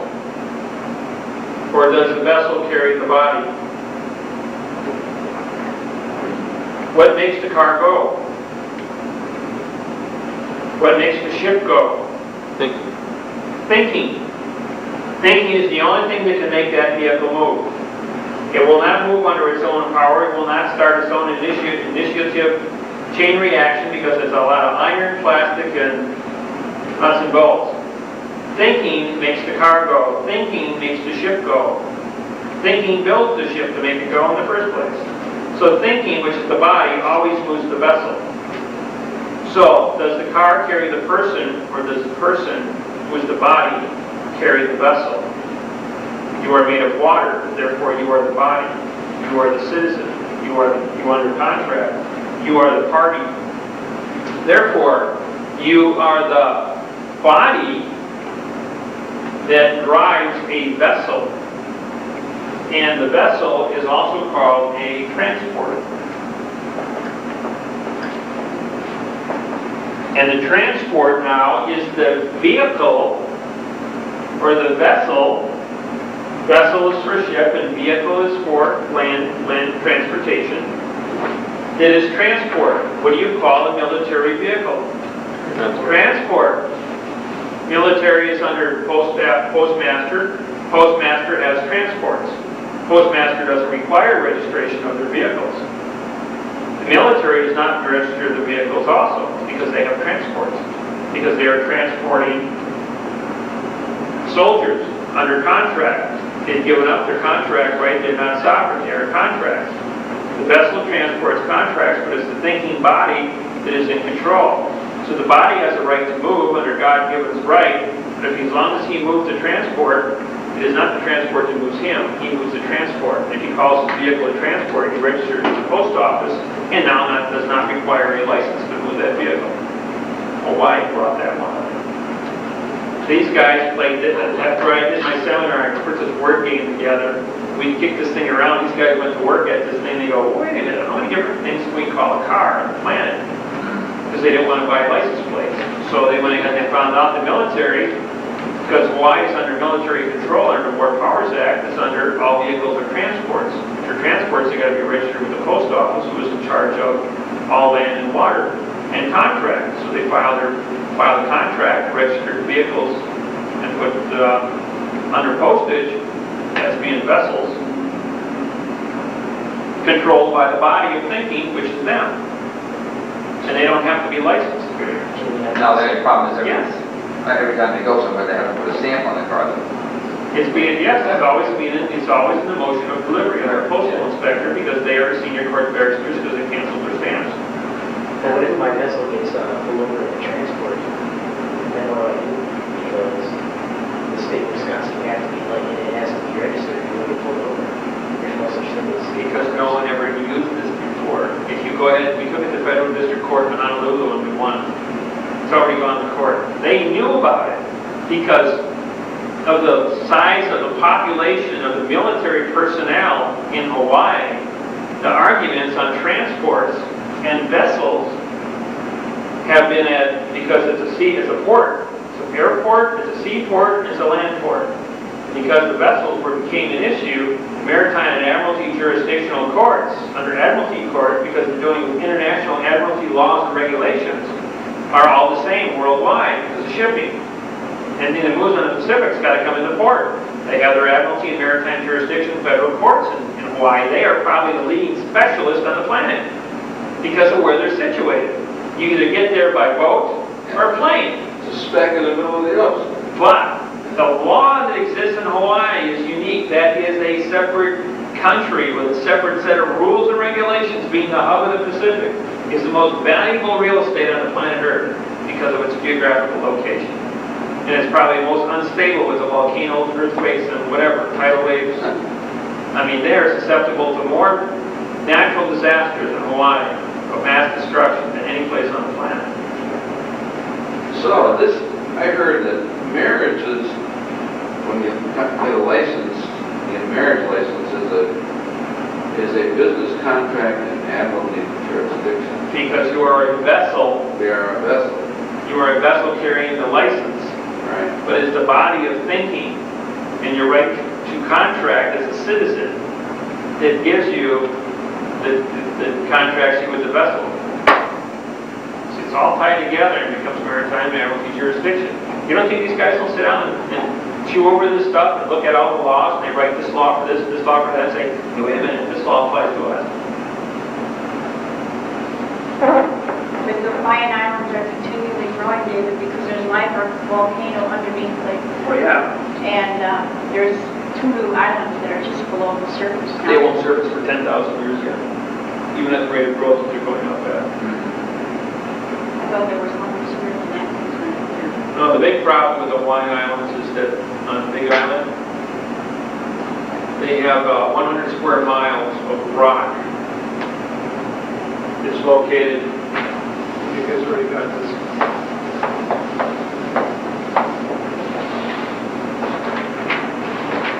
Here's the Big Island, and it looks like this.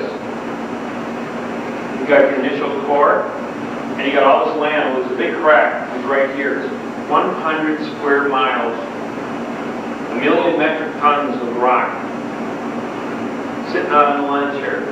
It's already cracked. So the only thing that holds it together is just probably a rough edge. And here's your water line. So what happens? A tidal wave hits this 200-foot tidal wave due to 8 or 9 on the Richter scale along either Peru or the California coast. It'll cause a disruption to flow up, and it'll break this off. It'll then fall into the trench, which is 7 miles deep, setting up a second 300-foot tidal wave that'll circle the entire planet from the displacement of that much water. It'll move at 600 miles an hour. It'll take out the entire Pacific Rim, go around Antarctica, come up through Bangladesh, India. Because there's millions of people live along Bangladesh lowlands, it would send a 300-foot tidal wave over Bangladesh, and it would cause millions of people to be drowned.